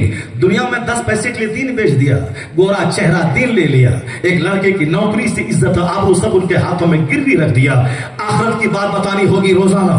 जिस तरह जिंदा रहने के लिए 2-3 टाइम खाना डेली जरूरी है, ऐसा नहीं कि एक दिन खा लिया तो 50 दिन तक चलता रहेगा, नहीं। जिस तरह जिंदा रहने के लिए डेली खाना है, उसी तरह दिल को मरने से बचाने के लिए डेली दीन सुनना होगा, डेली दीन सीखना होगा, डेली कुरान पाक की तिलावत करनी होगी, डेली बुजुर्गान दिल की जिंदगी का मुताला आधा घंटा इनका करना होगा। खाते वक्त दस्तरखान पे किसी चोहड़ा चमार गुंडा डकैत नेता और हरामखोर का चर्चा नहीं करें, बल्कि उस दस्तरखान पे खाते हुए बुजुर्गान दिल का चर्चा करें, बुजुर्गों की जिंदगी का चर्चा करें, उनके तकवा का चर्चा करें, कैसे वो जीते थे वो चर्चा करें, ताकि बाल बच्चों के दिमाग में ये रहेगा कि दुनिया भी चाहिए और इससे करोड़ों गुना ज्यादा जन्नत चाहिए। तो दुनिया के लिए 5 घंटे स्कूल जाए तो आखिरत के लिए 1 घंटा मस्जिद जाए। अगर ये दोनों बात हो गई तो यहाँ की सल्तनत तेरे लिए, यहाँ की हुकूमत तेरे लिए, यहाँ की खुशहाली तेरे लिए, और मर गया तो मुस्तफा की जन्नत भी तेरे लिए। दोनों जहान की नेमतें तुम्हारे लिए। लगा कोई जुर्म नहीं किया था, शराब नहीं पिया था, ज़िना नहीं किया था, सूद नहीं खाया था, सिर्फ खिलाफ तक़वा, बस एक से बह रहा था, खा लिया। मगर दिमाग में बात हिट करी, अगर क़यामत के दिन इसके बारे में सवाल हुआ तो मैं क्या जवाब दूंगा। हदीस में आया है ला तज़ूलु क़दम अब्दिन हत्ता युसअल अन 40। 4 सवालों का जवाब जब तक बंदा से पूछ नहीं लिया जाएगा, उस दिन क़यामत के दिन 1 इंच बंदे का पांव अपनी जगह से हटेगा नहीं। मिन उमरिही फीमा अफना, अबाउट हिज लाइफ, ये बहुमूल्य जीवन खरबों की आंख, खरबों के कान, महासंतों की आंख, महासंतों के ब्रेन, महासंतों के लंग्स, महासंतों के छोटी आंत, बड़ी आंत, स्टमक, लीवर, गुर्दा खराब हो जाए तो बस जिंदगी से मायूस हो गए। यूरोप में बड़ी तेजी से वो मर्ज बढ़ रहा है, धीरे धीरे इंडिया में भी आ रहा है। साहब दूसरों का गुर्दा चोरी के बीच में माहौल पैदा हो गया था, गुर्दा बड़ी तेजी से खराब हो रहा है, तो चोरी के गुर्दे लोग दूसरों को साहब किडनैप किया, गुर्दा निकाला, उसको छोड़ दिया तड़पने के लिए। लेकिन जब से आया है कि नहीं साहब, रिश्तेदारों में कोई देगा तो ही लगाया जाएगा, नहीं तो नहीं, तो थोड़ी सी वो घटना कम हो गई है। यानी एक गुर्दा को बचाने के लिए कई कई करोड़ रुपए लोग दे रहे हैं ताकि हो जाए, कई लाख रुपए दे रहे हैं, अपना आदमी दे रहा है। ये सर से लेके पांव तक जो सुंदर सुडोल जिंदगी दी जिसमें दिया, इसके बारे में सबसे पहले अल्लाह सवाल करेगा कि तुमने अपनी जिंदगी किस काम में गुजारी। दूसरा सवाल होगा अन शबाबिही, जवानी के बारे में, जवानी किस काम में गुजारी। जवानी दीवानी है, यानी जवानी में जो चाहो चो करो, अब बुढ़ापे में हाथ पैर तोड़ के मस्जिद में बैठ जाओ, जब आगे से पेशाब कुलुंगी में होने लगे, अब पीछे से सजदे की हालत में गैस निकलने लगे, तब जाके मस्जिद में बैठ जाए। तुमको खबर नहीं है 50 साल के बाद बीमारियां अंदर से आदमी को कैसे तोड़ देती है, किस तरह से आदमी का बावजूद रहना मुश्किल होता है, किस तरह इमाम साहब की तकरीर लंबी होती है जुमा के दिन, तो जो इधर पेशाब की बीमारी है, जिसका प्रोस्टेट का मर्ज है, जो बूढ़े का मसाना कमजोर है, वह किस कदर मचलता है, कूदता है, और किस कदर मस्जिद से बाहर जाके वजू करने के लिए तड़पता है। इसीलिए जुमा का खिताब बिल्कुल शॉर्ट होना चाहिए, क्योंकि बहुत पहले से लोग वहां आ गए होते हैं। तो ये बीमारियां 40 से 50 साल के बाद होती है। ऐसा नहीं कि बुढ़ापे में नमाज ही पढ़ना तो रहेगा और कुछ नहीं रहेगा, और जवानी में सारी शरारत कर ले और बुढ़ापे में अल्लाह नमाज पढ़ने देगा तुझको। जब जवानी लगाता है शराब में, शबाब में, नाचने में, गाने में, 3 घंटा फिल्म हाल में सिनेमा देखने में, और मस्जिद में 10 मिनट सूरत लंबी हो गई तो इमाम साहब को निकाल के भगा देंगे। ये सारी बात उस वक्त पैदा होती है जब आदमी अंदर से टूट जाता है, बीमार हो जाता है। असल इबादत जवानी की, असल सजदा जवानी की। इसलिए गौसे आजम ने 40 साल तक इशा के वजू से फजर पढ़ा। क्यों? इसलिए कि वो सेहतमंद थे, वो हेल्दी थे, वो न ज्यादा खाते थे, वो न ज्यादा पानी पीते थे, वो न ज्यादा सोते थे, वो न ज्यादा बातें करते थे, महफिल इबादत रहते थे। इबादत करने से रूहानी ताकत मिलती है। नहीं देखा आपने, ये फकीर 2-2 घंटे, 2.5-2.5, 3-3 घंटे खिताब करता है, और एक बार भी बीच में पानी पीने को नहीं मिलता है, और एक बार भी बीच में पब्लिक से नारा लगवा के साहब सांस लेने का मौका इसको नहीं मिलता है। लेकिन हमारा प्रधानमंत्री 10 मिनट भाषण देता है तो 2-4 बार उसको पानी पीना पड़ता है। आपने कभी गौर किया? इसीलिए कि जो बंदा झूठ बोलेगा, जो बंदा फालतू बातें करेगा, उसको तो प्यास लगेगी, उसका तो लफ्ज जवाब देगा, और जो कुरान बोलेगा, जो हदीस बोलेगा, जो दीन बोलेगा, बोलता चला जाएगा, रूहानी ताकत मिलती चली जाती है। इसमें जो सजदा करेगा, जो दुरूद पढ़ेगा, जो जिक्र करेगा, जो अपनी जिंदगी का जवानी का सही इस्तेमाल करेगा, वह 90 साल के बुढ़ापे में भी बावजूद रहकर असर से मगरिब की नमाज पढ़ के मस्जिद से निकलेगा। इबादत से, तिलावत से सेहत मिलती है। अब गुटखा खाने से सेहत जाती है, सिगरेट पीने से सेहत जाती है, फालतू बातें करने से सेहत जाती है, मोबाइल में गंदी तस्वीरें देखने से आंख जाती है।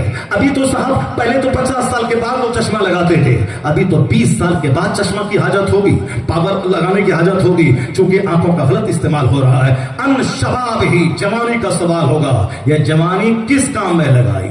हुल्लड़बाजी करते हुए, दूसरों के घर में झांकते हुए, या फिर खास सो करके 10 बजे दिन भर उठने में सारी नमाज़ें छोड़ दे, कैसी गुजारी? जब तक बंदा जवाब नहीं देगा 1 इंच हट नहीं पाएगा। तीसरा सवाल होगा अम्माल ही मिन ऐना इक्तसबहु व फीमा फज़हु, about your wealth, about your property, from where you earn this.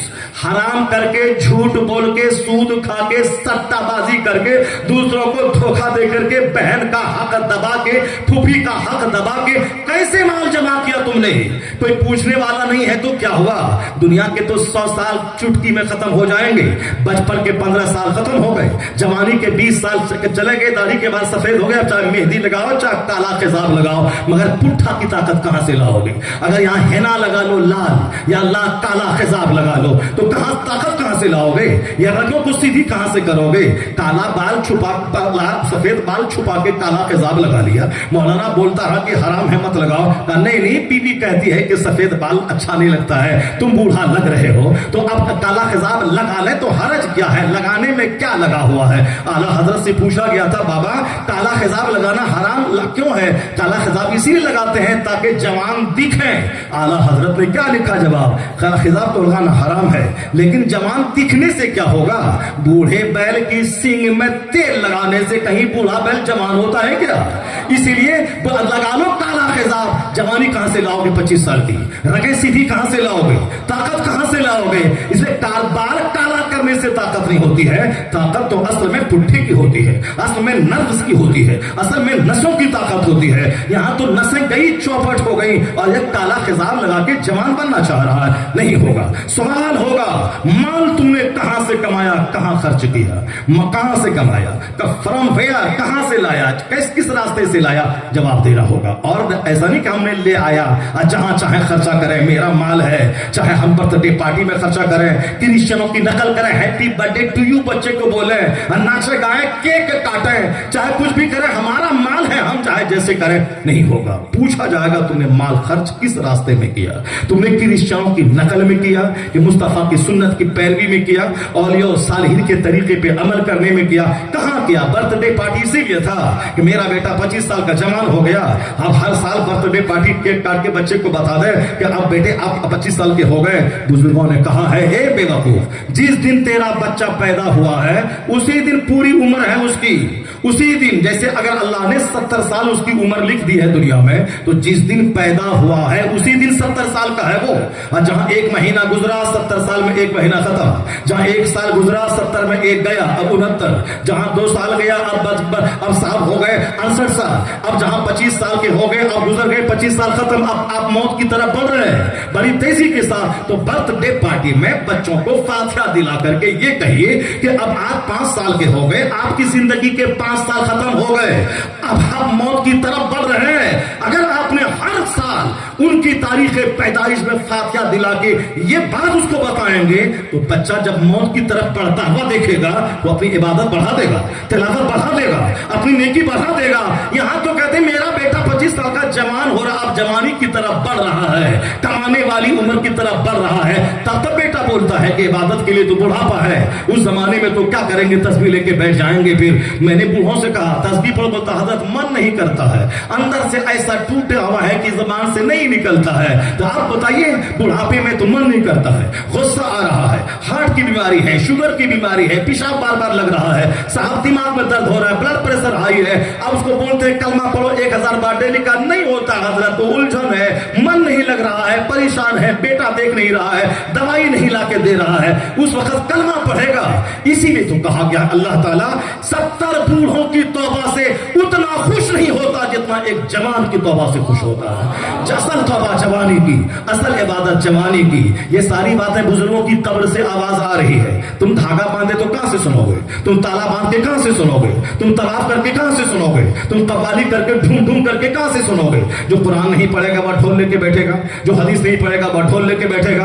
Quran पढ़ो तो ढोल नहीं बजेगा, बल्कि हदीस पढ़ोगे तो फिर अमल पैदा होगा, अमल करने का जज्बा पैदा होगा। सवाल होगा चौथा सवाल, जो तुमने तकरीर सुनी उस पर कितना अमल किया, जो तुमने किताब पढ़ी सिर्फ दूसरों को सुनाने के लिए किताब की स्टडी की थी या अपने आप पर अमल करने के लिए भी किया था, सिर्फ जुमा के दिन तकरीर करने के लिए आधा घंटा किताब पढ़ी थी या फिर अपनी जिंदगी में तब्दीली लाने के लिए भी तुमने किताब पढ़ी थी।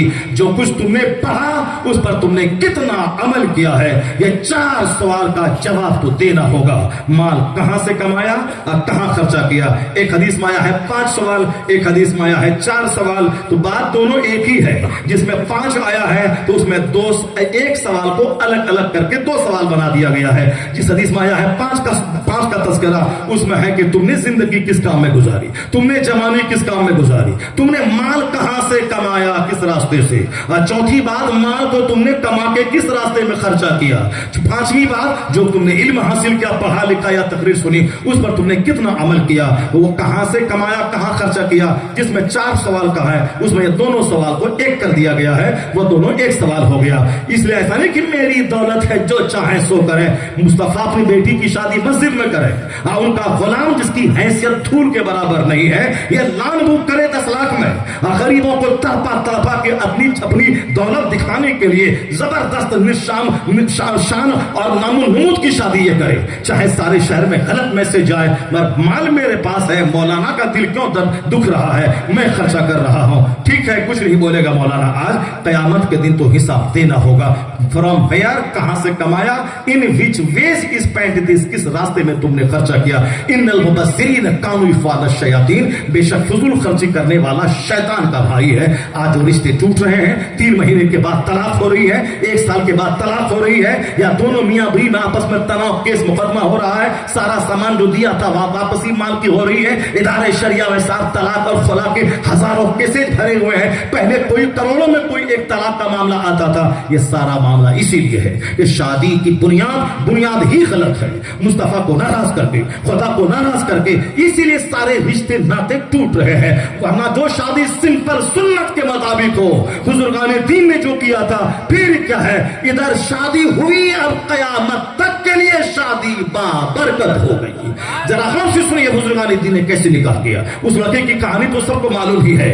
جب سر سے لے کے پاؤں تک نیکی کا پتلا ہے وہ نوجوان, سر سے لے کے پاؤں تک نیکی کا مجسمہ ہے وہ خاتون. وہ جب دونوں آپس میں ملتے ہیں پھر کیا ہوتا ہے, ہوتا وہی ہے کہ جب ماں سر سے لے کے پاؤں تک تقوی کا نمونہ, اور باپ ایک معمولی احتیاطی طور پر غلط قدم اٹھا, اس کے لیے 10 سال کی نوکری, پیلوڑی لنگڑی اپاہج بیٹی سے شادی کرنے کی شرط کی منظوری, یعنی قیامت کے دن بے داغ ہو کے جائے, وہاں داغدار بن کے نہیں جائیں. اسی سوچ نے اسے 10 سال کی نوکری کرنے پر مجبور کیا, لولی لنگڑی اپاہج گونگی لڑکی سے شادی کرنے پر تیار کیا. یہ ساری مصیبتیں دنیا کی ہیں, مگر وہاں اللہ کے سامنے بے داغ ہو کے جاؤ. یہ اعلیٰ سوچ نیک بندوں کی ہوتی ہے.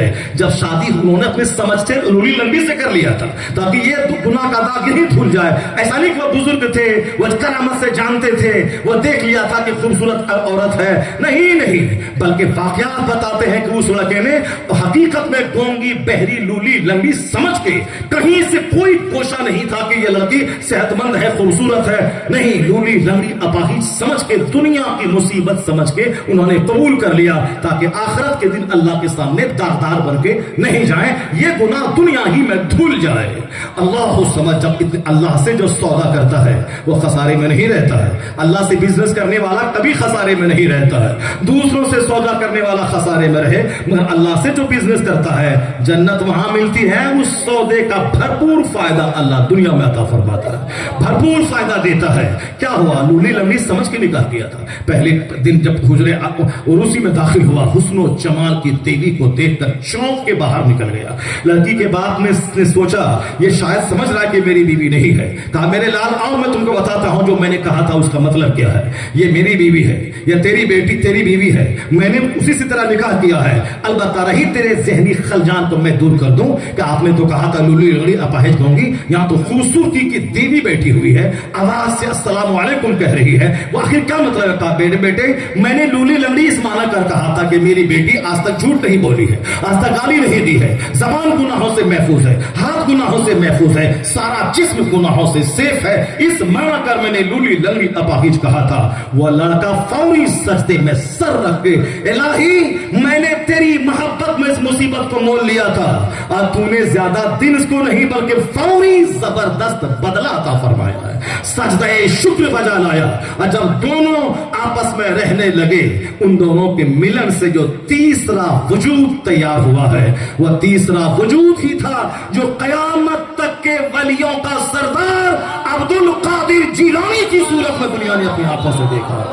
بس توشہ قادریہ کھا لیا, لنگر غوثیہ کھا لیا, اور صاحب کیا ہے کہ غوث پاک کا لنگر کھا لیا, اور غوث پاک کی ڈوبی ہوئی کشتی والی کرامت بیان کر لیا.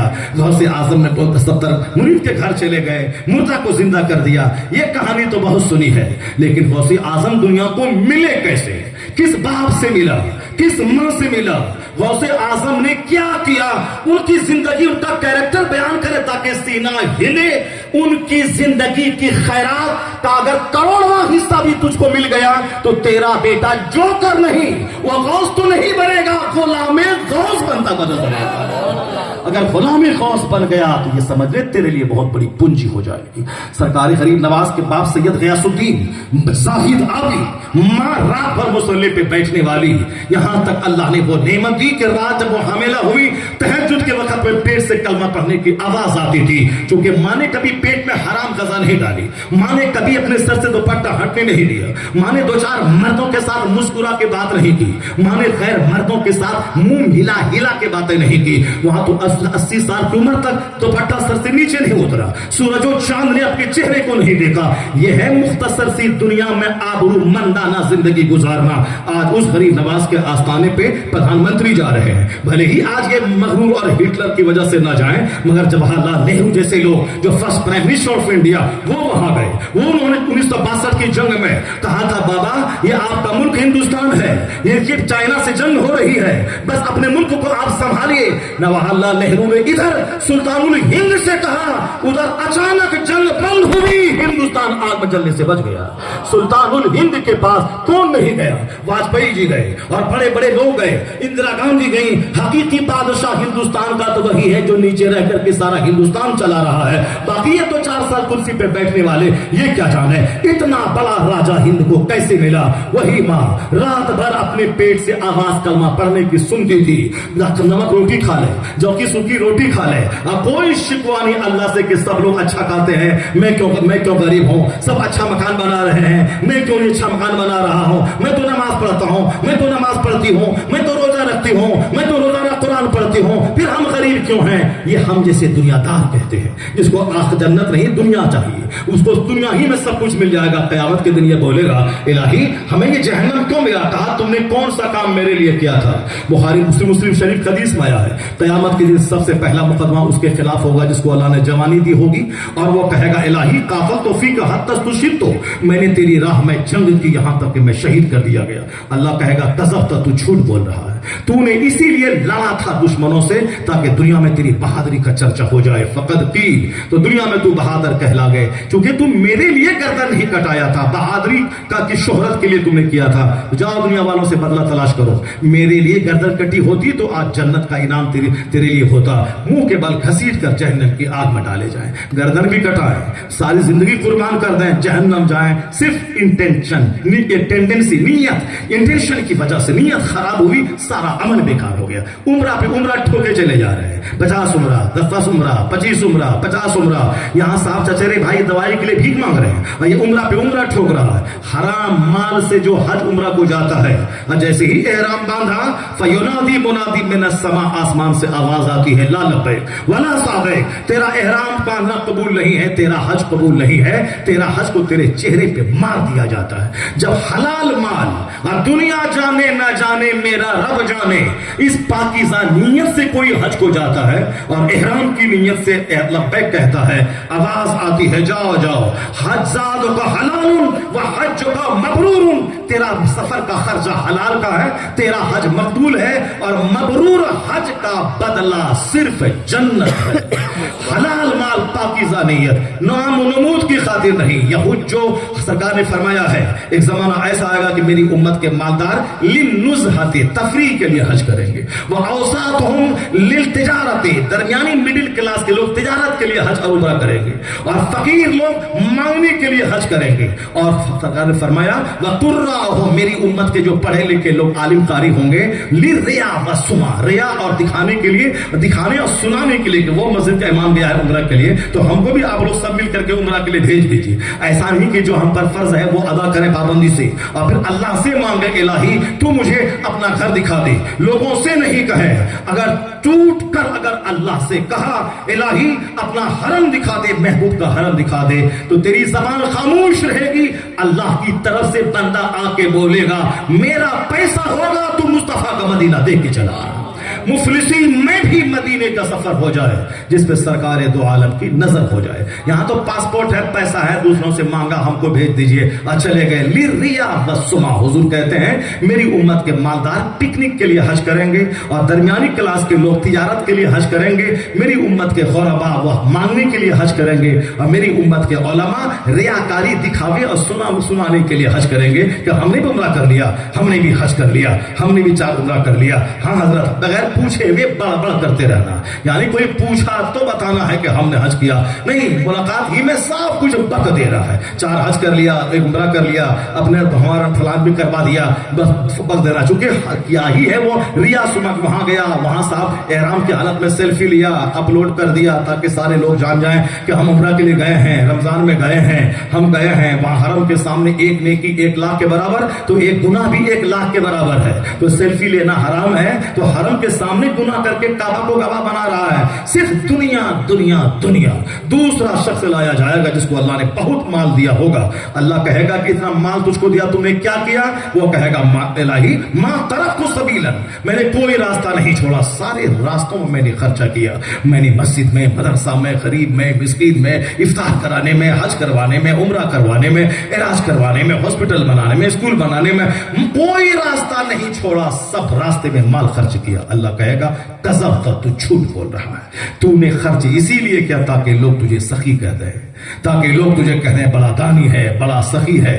دیکھیں نیت، بخاری مسلم شریف کی حدیث ہے، یہ حدیث حضرت امیر معاویہ رضی اللہ تعالیٰ عنہ جب سنتے تھے تو اتنا روتے تھے کہ داڑھی آپ کی بھیگ جاتی تھی، اتنے جلیل القدر صحابی، کاتب وحی، مسلمانوں کے ماموں، سرکار دو جہاں آقا علیہ السلام کے سالہ اور کاتب وحی، اتنے بڑے بخشے بخشائے ہوئے جنتی صحابی، وہ صحابی روتے تھے جب یہ حدیث پاک سنتے تھے کہ اتنے بڑے بڑے لوگوں کا یہ حال ہوگا تو پھر عام لوگوں کا کیا حشر ہوگا۔ اس لیے ریاکاری مکاری خطرناک چیز ہے جو بڑے نیکیوں کے پہاڑ کو بھی جلا کر راکھ کر دیتی ہے۔ وہ صاحب ہر راستے میں خرچ بھی کریں اور جہنم بھی جائیں، پھر حکم ہوگا فَسُحِبَ، منہ کے بل گھسیٹ کر جہنم میں ڈالا جائے گا۔ تیسرا شخص آئے گا جو کہا ہوگا، اس کو اللہ کہے گا میں تو علم دیا، تو نے کیا کیا؟ وہ بولے گا میں نے تقریر کی، میں نے مدرسہ بنایا، میں نے مسجد بنائی، میں نے یہ کیا، میں نے وہاں پڑھایا، میں نے وہاں دوڑا، میں نے وہاں دوڑا۔ کہا تم نے اسی لیے پڑھا تھا تاکہ تیرا چرچا ہو جائے، تم نے علم حاصل کیا، دنیا میں عالم کہلا گئے، میرے لیے چونکہ تم نے پڑھا نہیں تھا،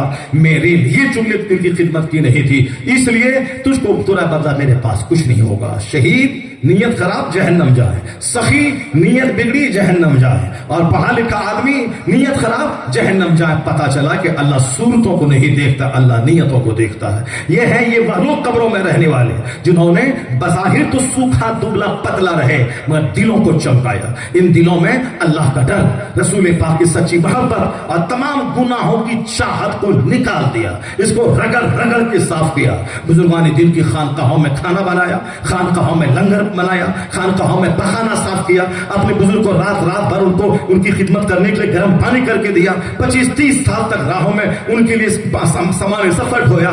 بادشاہ ابراہیم بن ادہم لکڑیاں کاٹ کے لا رہے ہیں، بازار میں بیچ رہے ہیں، اس پیسے کے 3 حصے کر رہے ہیں، ایک حصہ غریب و مسکینوں کو دے رہے ہیں، ایک حصہ اپنے لیے رکھ رہے ہیں، ایک حصہ صاحب جن کی خدمت کر رہے ہیں۔ یعنی بادشاہ لوگ لکڑیاں کاٹ کے لا رہے ہیں، مظفر بلخ کے بادشاہ، وہ بہار شریف میں آگے مخدوم بہاری کے پاس، اب وہاں جھاڑو لگا رہے ہیں، کھانا بنا رہے ہیں مہمان کے لیے۔ ایک بار دل میں تھوڑا خیال آیا تو حضرت خانقاہ سے باہر نکال دی، باہر نکالی، وہ سامنے والے نالی میں بیٹھ کر مرشد کا چہرہ دیکھتے رہے۔ جب سارا غرور مٹ گیا تب وہاں سے نکلے، حضرت نے سینے سے لگایا اور بہت دور تک ولایت کی منزل پہ پہنچا دیا۔ یہاں پہلے سینہ کا زنگ صاف ہونا پڑتا ہے، ذرا سا بھی گھمنڈ رہا، میں جہاں رہا ولایت کا سارا دروازہ بند ہے، اسے میں نہیں، یہاں سب کچھ کچل دے رہا، یہاں ظاہری ایکسٹرنل پوزیشن نہیں ہے۔ ولی وہی بنے گا جو بظاہر لگے دبلا پتلا ہے، فقیر غریب مفلس، کوئی عزت نہیں، کوئی سلام کرنے والا نہیں، مگر اللہ کے نزدیک اتنا بڑا مقام اس کا ہو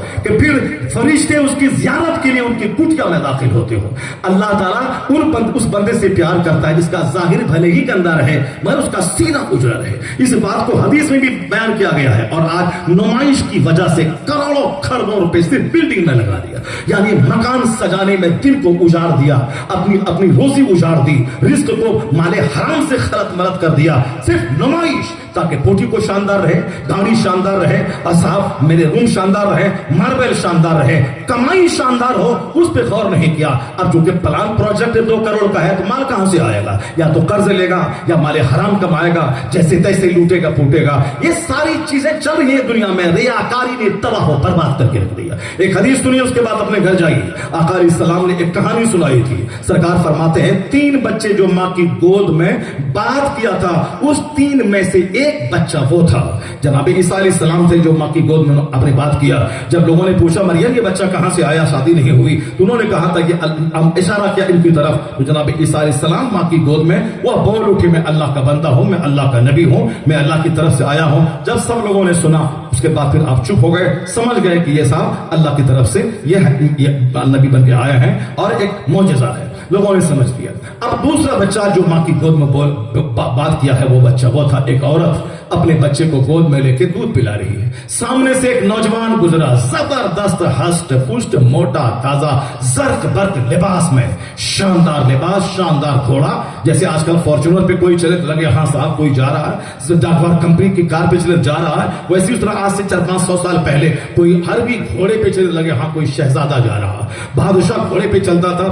500 سال تو چھوڑیے, ابھی آزادی کے ٹائم میں جب انگریز ہندوستان میں تھے ہر طرف گھوڑے ہی گھوڑے تھے, گھوڑے پہ بادشاہ چلتے تھے, گھوڑے پہ راجا گورنر فوج ساری فوج گھوڑے پہ چلتی تھی. اور گھوڑا لاجواب سواری ہے آج بھی اور پہلے بھی. گھوڑے پہ ایک زرق برق لباس پہن کے نوجوان گزر رہا تھا, آگے پیچھے غلاموں کی ٹیم ہے, خوبصورت نفیس لباس پہن کے. اس کی عزت شان و شوکت دیکھ کر ماں بولی یا اللہ میرے اس لال کو اسی شہزادی کی طرح بنا دے, میرے اس لال کو اسی خوش پوش اسی خوش مزاج نوجوان کی طرح میرے بیٹے کو بنا دینا.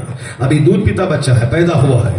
اب وہ بچہ دودھ چھوڑ کے کیا کہہ رہا ہے, وہ دودھ چھوڑ کے کہہ رہا ہے یا اللہ مجھے اس نوجوان کی طرح مت بنانا, یا اللہ مجھے اس نوجوان کی طرح مت بنا. ماں چونک گئی. دودھ پیتا بچہ کس قدر فصیح زبان میں باتیں کر رہا ہے.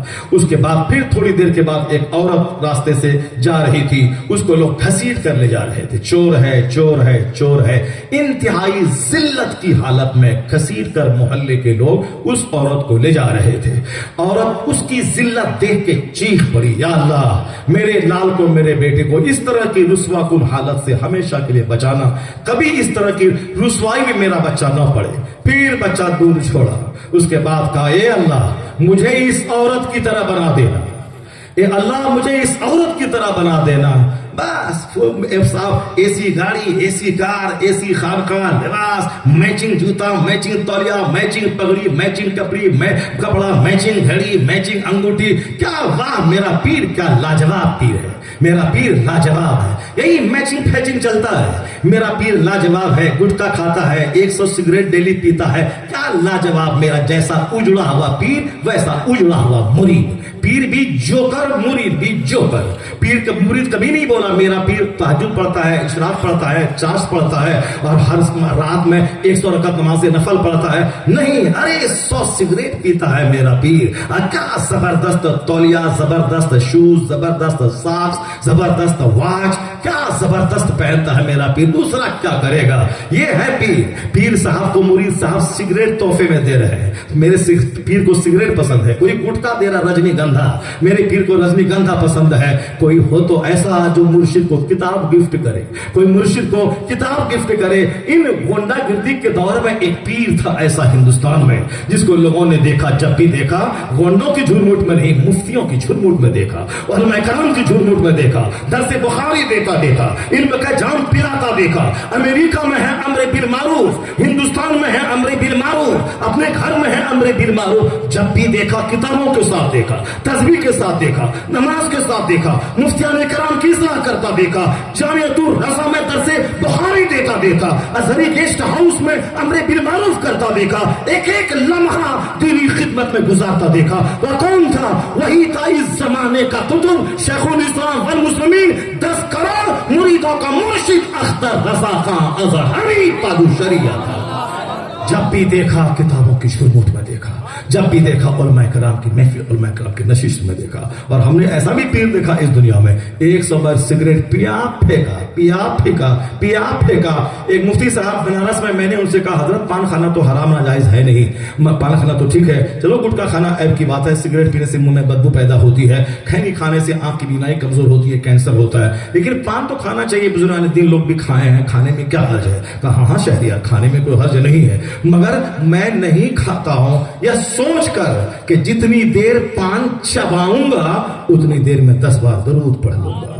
क्या میں آج تک اس کو بھول نہیں پایا اس مفتی صاحب کو میں نے. اور پھر واقعی وہ صاحب مدرس سے بہت بڑے مدرسے کے بخاری شریف تک پڑھاتے ہیں, لیکن اس کے باوجود ایک ایک منٹ قیمتی سمجھتے ہیں. پنکچویلٹی جس کو اسلام نے بتایا. ابھی آنے والا ہے رمضان, 5:40 پہ سحری کا ٹائم ختم, تو 5:40 سے پہلے بیوی حلال, دانا حلال, پانی حلال. اب 5:40 کے بعد بیوی سے صحبت حرام, پانی پینا حرام, کھانا حرام. ارے 1 منٹ پہلے حلال, 1 منٹ کے بعد حرام. ابھی نماز کو لے لیجیے صاحب, ابھی 6:20 پہ اگر نماز کا ٹائم فجر کا ختم ہوتا ہے تو 6:20 سے پہلے فجر, 6:20 کے پہلے نماز نہیں پڑھ سکتی آپ. 1 منٹ پہلے حلال, 1 منٹ کے بعد حرام. ہے کسی قوم میں ایسی مثال؟ نہ کرسچینٹی میں ہے, نہ جوس میں ہے, نہ ہندوازم میں ہے. ایک منٹ قیمتی کہ 1 منٹ پہلے حرام. جیسے افطاری کا ٹائم ہے 7:10, تو 7:10 سے پہلے سب حرام, یعنی دانا پانی حرام, لیکن اس کے بعد سب حلال ہے. حلال 1 منٹ پہلے حرام, 1 منٹ کے بعد حلال, 1 منٹ پہلے حلال, 1 منٹ کے بعد حرام. سال ہر بندہ رہے عرفات کے میدان میں, حاجی نہیں ہوگا.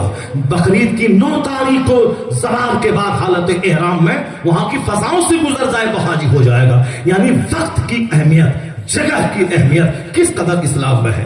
اس قوم کے فالوور 3 گھنٹے سنیما میں گزارے, 4 گھنٹے مٹر کشتی کرتے ہوئے گزارے.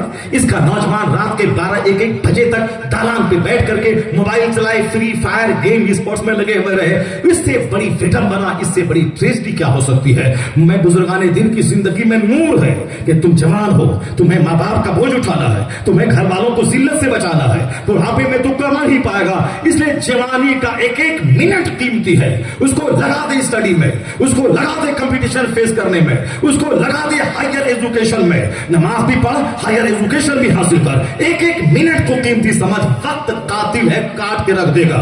اگر وقت کو تم نے برباد کیا, وقت تجھے برباد کر دے گا, ذلیل کر دے گا. اگر تم نے وقت کا خیال کیا تو وقت تمہیں عزت والا بنا دے گا. اور پنکچویلٹی اسلام سے زیادہ کوئی نہیں سکھا سکتا, جہاں 1 منٹ قیمتی ہے. اگر قوم مسلم نماز روزے حج و زکات کے سسٹم پہ غور کرے تو ڈی ایم بننے میں سب سے آگے, لائر میں سب سے آگے, آئیس آفیسر میں سب سے آگے, بیرسٹر میں سب سے آگے, دنیا کی دولت میں سب سے آگے. مشرکوں کے پاس محنت ہے, خدا کی رحمت نہیں ہے. لیکن جس دن تمہارے پاس محنت بھی آ گئی, ایمان والے ہو, خدا کی رحمت بھی آ گئی, ہر نماز پڑھا, دعا مانگی, تو محنت ایک طرف, ادھر سے دعا چلی, تو مشرک بعد میں آگے بڑھے گا, پہلے مصطفیٰ کا غلام کامیاب ہوگا. ہر چھیتر میں, ہر فیلڈ میں, ہر ڈپارٹ میں پہلے تم کامیاب بنو گے. ایسا نہیں کہ نماز روزے کے مطلب ہے کہ کام چور بن کے بیٹھے رہے. نہیں, تم مرد ہو, تم پائلٹ بن جاؤ, تم میرین انجینئر بن جاؤ, تم سمندر کے اندر غوطہ لگاؤ, علم و حکمت کے موتی لاؤ. غریب ہو تو کیا ہوا, محنت کوئی بھی کرے گا, محنت رائے گا نہیں جاتی ہے. ہاں پہلے ہی نروس ہو گئے, ہم کچھ نہیں کر پائیں گے, ڈپریشن کے مریض ہو گئے, احساس کمتری کے شکار ہو گئے, تب تو گئے مارے گئے. ورنہ اسلام اتنا زبردست مذہب ہے کہ صاحب تم داڑھی کرتے, داڑھی رکھیں گے تو نوکری نہیں ملے گی. کون بولتا ہے تم داڑھی رکھو گے تو نوکری نہیں ملے گی؟ تمہارا 10 سال تک پردھان منتری منموہن سنگھ رہا, ان کے سر پہ پگڑی رہی, چہرے پہ داڑھی رہی. کہاں اس کی ترقی کی راہ میں داڑھی نے رکاوٹ کھڑی کی؟ یعنی جیل سنگھ سے لے کر کے صاحب فوج کا جنرل تک سب پگڑی اور داڑھی کے ساتھ رہنا, چونکہ انہوں نے ثابت کر دیا ہے کہ ہمارے مذہب میں داڑھی لازم ہے, اس کے بغیر ہم نہیں رہ سکتے. داڑھی ہے تو کیا ہے. اب وہ صاحب انجینئر ہیں, پروفیسر ہیں, آئیس آفیسر ہیں, 12 15 18 گھنٹے اسٹڈی کر رہے ہیں, امتحان میں پاس کر رہے ہیں. اب وہاں داڑھی نہیں دیکھی جائے. ہاں جو فیل نکما کام چور ہوگا تب وہاں داڑھی اڑی ایک بہانہ ہے. لیکن جو کریم طالب علم ہوگا, جنہوں نے ٹاپ رزلٹ 100% مارکس لایا ہوگا, پھر وہاں پگڑی, داڑھی, ٹوپی سب سائڈ ہو جائے گی. میرٹ سامنے میرٹ بولے گا, وہاں قابلیت بولے گی. یہاں کچھ علم ہے نہیں تو غیروں کا ملک ہے, نوکری نہیں ملتی ہے. ابھی 10 سال صاحب مودی جی کی گزر رہی ہے, 10 سال میں کم سے کم 300 سے زیادہ لوگ آئیس آفیسر بنے مسلمانوں کے بیٹے. ہر سال 25 30 40 ایک سال 45 بچے آئیس نکالنے میں کامیاب ہو گئے. آپ بیٹھیے کہ یہاں مسلمانوں کو نوکری نہیں مل رہی ہے, اور آپ کا بھائی ہے وہ اسی پیریڈ میں ہر سال 25 30 40 45 بچے बच्चे हर साल आईएएस बन रहे हैं। तो काम चोर मत बनिए, बल्कि एक एक मिनट को कीमती समझिए। नमाज रोजे तो हमें जिहाद के लिए तैयार करते हैं, मेहनत के लिए तैयार करते हैं, और सारे पैगाम आते हैं मैं इन इबादतों से कि तुम एक्टिव बनो, काम चोर मत बनो, टाइम पे खाओ, टाइम पे सो, टाइम पे जगो, हर काम एक रूटीन के मुताबिक होना चाहिए। ये 5 वक्त की नमाजें रूटीन सिखाती है। मैं नमक फजर से जोहर के बीच में कोई नमाज नहीं, खूब पढ़ो, खूब लिखो, स्कूल जाओ, कॉलेज जाओ, कचेरी जाओ, दुकान जाओ, फिर जोहर के बाद वक्फे से नमाज है, 3 घंटे के बाद नमाज, फिर 2 घंटे के बाद नमाज, फिर 2 घंटे के बाद नमाज, ईशा के लिए पूरी रात टाइम है, जिस वक्त चाहो पढ़ लो। अब साहब ये नमाजों का सिस्टम ऐसा नहीं कि हमको पढ़ाई लिखाई से हटा करके सिर्फ जन्नत के शौक में हम मस्जिद में 24 घंटे बैठे रहें, नहीं नहीं, बल्कि नमाज हमें एक्टिव रखती है ताकि तुम सुस्त काहिल ना बन जाओ। रोजा हमारे अंदर के सारे मवाद को खत्म कर देता है। आज यूरोप का दानिश्वर कहता है observe fast you will be healthy. आज रामदेव कहते हैं observe fast you will healthy. Japan का दानिश्वर कहता है ऑब्जर्व फास्ट यानी डाइटिंग करें, फास्टिंग करें, फास्टिंग करें, ज्यादा खाएंगे चर्बी निकलेगी, ज्यादा नींद आएगी। फास्टिंग करें, फास्ट महीने में 3 दिन 4 दिन भूखे रखें। जापान का गोल्ड मेडलिस्ट कहता है कि पेट में फासिद मादे जो कैंसर के मादे होते हैं उसको मारने के लिए भूख जरूरी है। साल के 365 दिन में कम से कम 25 से 30 दिन तक फास्टिंग जरूरी है, 15 घंटा भूखा रहना जरूरी है। वो कहते हैं मैंने स्टडी की है, दुनिया में कौम मुस्लिम पेट के कैंसर दूसरी कौम के मुकाबले में इसको कम है मगर कम है इसलिए कम है ये साल के 365 दिन में 30 दिन रमजान के महीने में 12 से 15 घंटे भूखी रहती है कौम, ये रोजे फास्टिंग में रहती है। Observe fast you will be healthy. मेरा पैगंबर 1400 साल पहले कहा सुमू तसाहू, रोजा रखो सेहतमंद हो जाओगे। रोजा रखोगे सेहत यहां मिलेगी, जन्नत वहां मिलेगी। मैंने इसको बचपन से इसका तजर्बा किया है अल्हम्दुलिल्लाह। 8 साल 9 साल के बाद से आज तक कोई रमजान का मेरा रोजा नहीं छूटा है। और मैं आम दिनों में जितना कमजोर रहूं, रमजान के दिनों में मेरी ताकत आम दिनों के मुकाबले में ज्यादा हो जाती है। रमजान में सब मुंह सूखा रहता है, मैं एक घंटा रोजे की हालत में खिताब करता हूं, उसकी वजह से निढाल नहीं होता। मैं महसूस करता हूं कि रमजान में मेरी ताकत बढ़ जाया करती है। सच कहा पैगंबर आजम ने Somu तसहू observe fast you will be healthy. मजहब इस्लाम ताकत व तवानाई का मजहब है। मजहब इस्लाम पंक्चुअलिटी और ऑनेस्टी का मजहब है। हाँ, जो ज्यादा दुनिया में मेहनत करेगा तो आईएएस ऑफिसर बनेगा, जो ज्यादा इबादत करेगा वो कुतुब अब्दाल गौस बन जाएगा, वह फूकेगा तो मिट्टी की दीवार सोने की दीवार बन जाएगी। और सारे लोग तो गौसे आजम बनेंगे नहीं, गौसे आजम तो करोड़ों में कोई एक है। उसी तरह सारे लोग तो आईएएस ऑफिसर बनेंगे नहीं, लाखों में कोई एक बनते हैं। जो जिस फील्ड में ज्यादा मेहनतें करेगा अल्लाह रब्बुल इज्जत की रहमतें झूम के बरसेंगी तो फिर वो होगा। बस इस बात को आप आखिरी पॉइंट समझ लीजिए। वो औरत बोली इलाही मेरे बेटे को इस औरत की तरह मत बनाना। लड़का दूध छोड़ के बोला या अल्लाह मुझे इस औरत की तरह बना देना। माँ को गुस्सा आ गया। माँ बच्चे की तरह मुखातब होकर कहने लगी क्या मतलब है बेटा, मैं उस खुशपोश खूबसूरत स्मार्ट नौजवान की तरह बनने की दुआ की तो तू बोला मत बनाना। और ये बेचारी औरतें मारी जा रही हैं, जलील होकर जिल्लत से घसीटी जा रही हैं, मैंने इसकी तरह ना बनने की दुआ की तो तू बोला कि इसकी तरह बना देना। बच्चा एक बात बोला, फिर हमेशा के लिए चुप हो गया। फिर अपने नॉर्मल जिस उम्र में बच्चा बात करेगा उस उम्र में वो बच्चा बात करने लगा। अब दूसरी बात क्या बताया उसने, कहा अम्मी जान वो जो नौजवान था घोड़े पे सवार, आगे पीछे 10-20 नौजवान शानदार घोड़े ज़र्क लिबास, कहा अम्मी वो नौजवान जहन्नमी है, वो नौजवान जहन्नमी है, उसका कपड़ा हराम का है, उसका घोड़ा हराम का है, उसकी सारी शान और शौकत हराम की है, मुजरिम है, अल्लाह के नजदीक उसकी कोई हैसियत नहीं, वो जहन्नमी है। इसे तुम तो जाहिर देखी, मगर मेरे रब ने कहा ये जहन्नमी है, मगर मेरे रब के नजदीक इसकी कोई हैसियत नहीं है, ये जहन्नमी है। और जिस औरत की तरह तुमने बनने की दुआ की, तुझे मालूम है उस औरत पे जो चोरी का इल्जाम लगा है, यह इल्जाम निराधार है, यह इल्जाम गलत है। उस इल्जाम से बरी है वह औरत, बहुत नेक परहेजगार है वह औरत। लोगों ने हसद में, जलन में, दुश्मनी में उनको चोरी का इल्जाम लगा के लोग उसको घसीट रहे हैं। अल्लाह के नजदीक बहुत बड़ा मकाम है उसका, वो औरत जन्नती है, अल्लाह के नजदीक बहुत रुतबा वाली है। इसलिए मैंने रब से दुआ की लाही मुझे इसकी तरह बना देना। کا مطلب تم نے ظاہر کو دیکھا باطن کو نہیں دیکھا. آج ساری دنیا چہرے کو چمکانے میں لگی ہے. شادی بیاہ میں چہرہ دیکھا, ہاں اوکے میری طرف سے اوکے, ناک لمبی, چہرہ گوشت بھرا ہوا, ہائٹ 6 فٹ کی, رنگ گورا, ہاں میری طرف سے اوکے ہے. یہ نہیں پوچھا درود تاج یاد ہے کہ نہیں ہے, یہ نہیں پوچھا اتحیات یاد ہے کہ نہیں ہے, یہ نہیں پوچھا سورہ دخان, سورہ ملک, سورہ یاسین یاد ہے کہ نہیں ہے. نہیں, ڈی ایل ایڈ کری ہوئی ہے, ایم ایڈ کری ہوئی ہے. اب بس وہ چہرہ دیکھا اوکے, پتا چلا بعد میں کہ چور دروازے سے 3 حمل اس کے گر گئے ہیں صدر ہاسپٹل میں. نہیں, چہرہ دیکھا, اس کے بعد جب بچے اس کے چوپٹ ہو گئے تب پتا چلا ہم نے منہ دیکھا تھا, دل نہیں دیکھا تھا. حضور نے کیا کہا, تنکح المرأة لأربع, لمالها ولجمالها ولحسبها ولدينها فاصبر بذات الدين. مصطفیٰ نے کہا there are 4 things which are seen in wedding ceremony. 4 چیزیں ہیں جو نکاح کی تقریب میں دیکھی جاتی ہے. کون؟ ساری دنیا کے مالک و مختار. مصطفیٰ کا پیغام تاج پہ رکھ دیں اور یہاں ڈف بھی بجائیں. جب سارا کھیل بگڑ جائے تب جا کے تعویذ لینے کے لیے جائیں. 50 لاکھ تعویذ ڈال دے آم کے پیڑ میں, سیب نہیں پھلے گا. 50 تعویذ سارا کام نہیں بنتا ہے. اب زمین خراب ہو, اب بیج خراب ہو, اور تعویذ لا کے ڈالنے کے میرا بچہ کتب ابدال نمازی ہو جائے, نہیں ہوتا. سارا کام تعویذ سے نہیں بنتا ہے. کیا ہوا مطلب حضور نے کیا کہا, نکاح میں 4 چیزیں دیکھی جاتی ہیں, مال, خوبصورتی, خاندان اور اخلاق اور دین.